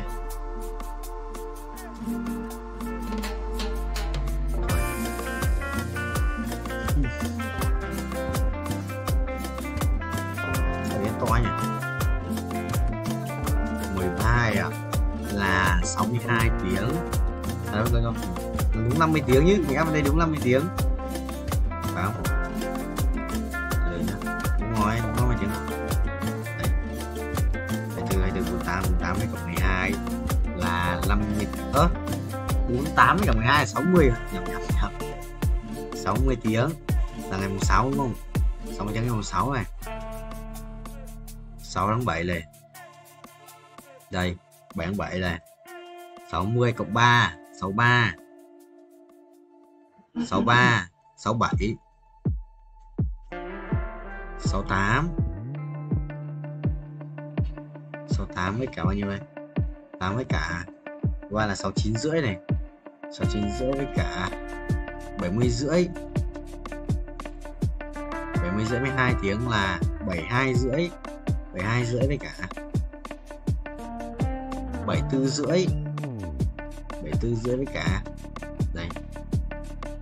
À không, 74 rưỡi với cả bây giờ 74 rưỡi à? 74 rưỡi là còn 26 tiếng à? Thua. Anh không đi.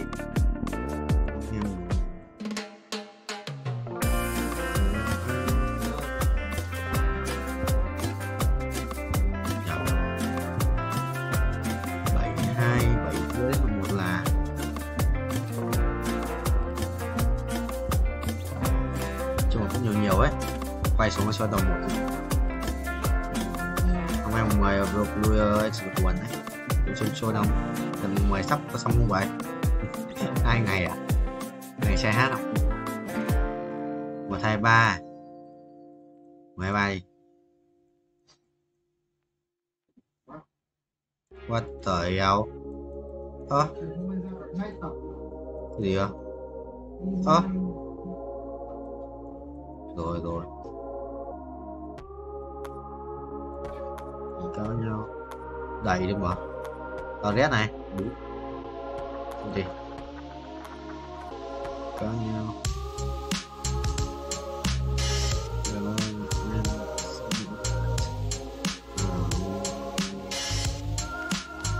thế nào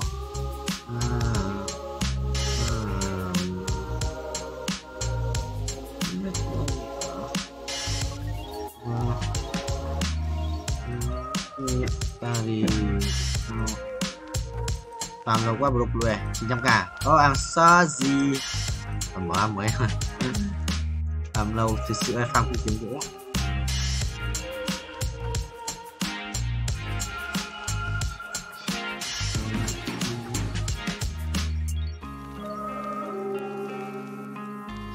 K thôi kiếm xịn này được xong kiếm xịn 700k vào đấy được. Ok sự anh đi bớt liên tục ấy. Hết tiền nữa rồi mày thích đi bớt lên tấm bóng.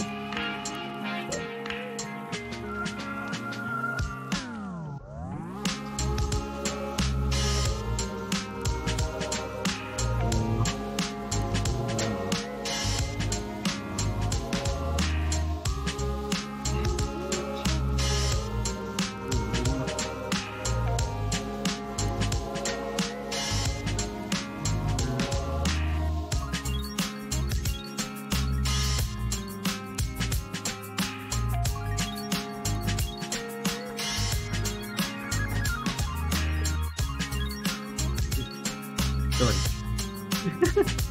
gì của broccoli cơm bố à.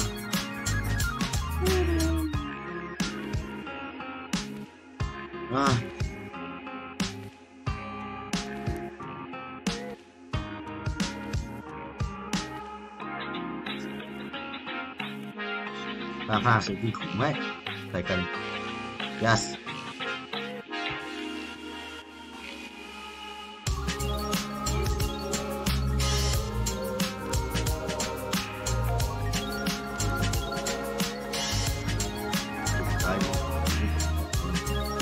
Yes.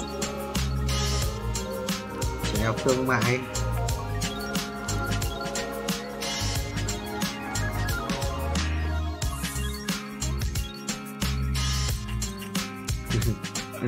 Chúng mình các bà mẹ kêu mình dung trên mạng à? What the hell? Cho tao viết đi này.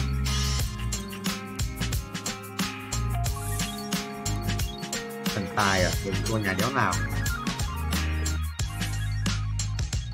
Vì phết nhà đéo ấn đánh thần tài sự quỷ quỷ ấy. Nó nghiện nó khác. Đéo xem. Mắt phải khi mình trong túi.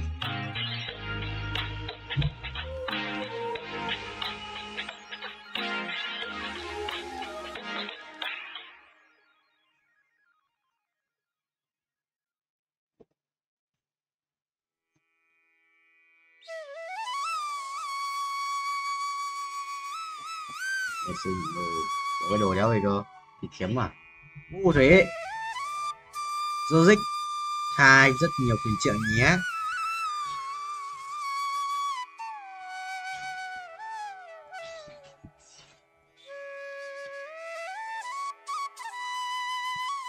Cút ngay lập tức.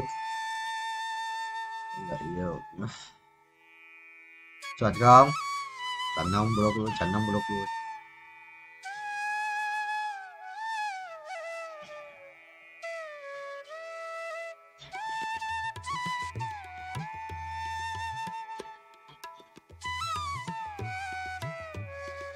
Là úp Annie này.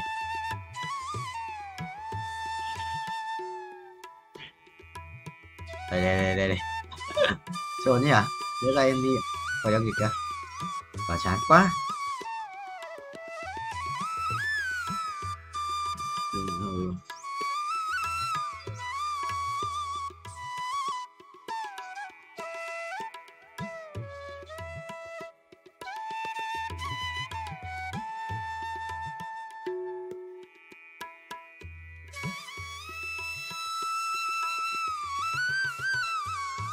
Về rồi cô nuôi.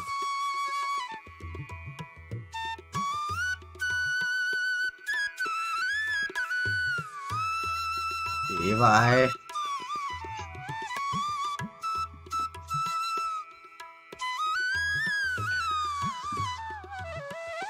Dòng tiền bảo tàng, bảo quản.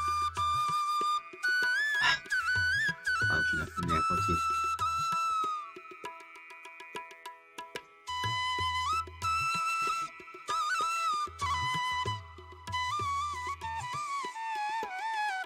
Yeah.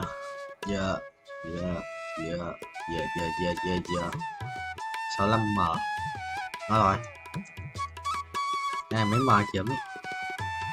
Yes, block away. I'm back. Bro.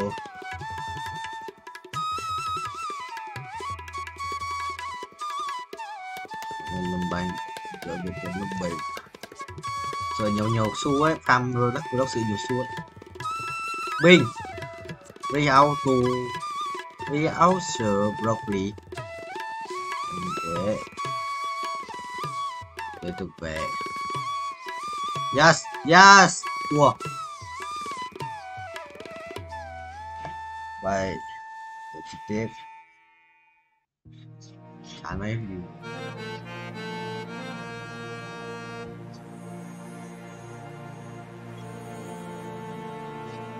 Yes. Kiếm sĩ nhất chị phải không? À không, kiếm nhất khác. Cái cũng cầm 100 củ ấy. Nhớ là 100 củ rồi bạn.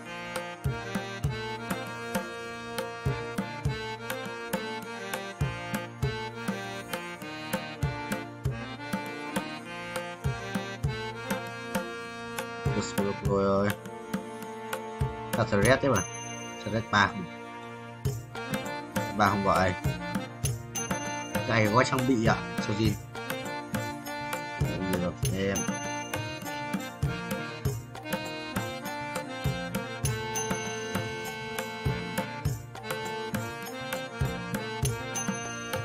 Đây là 6.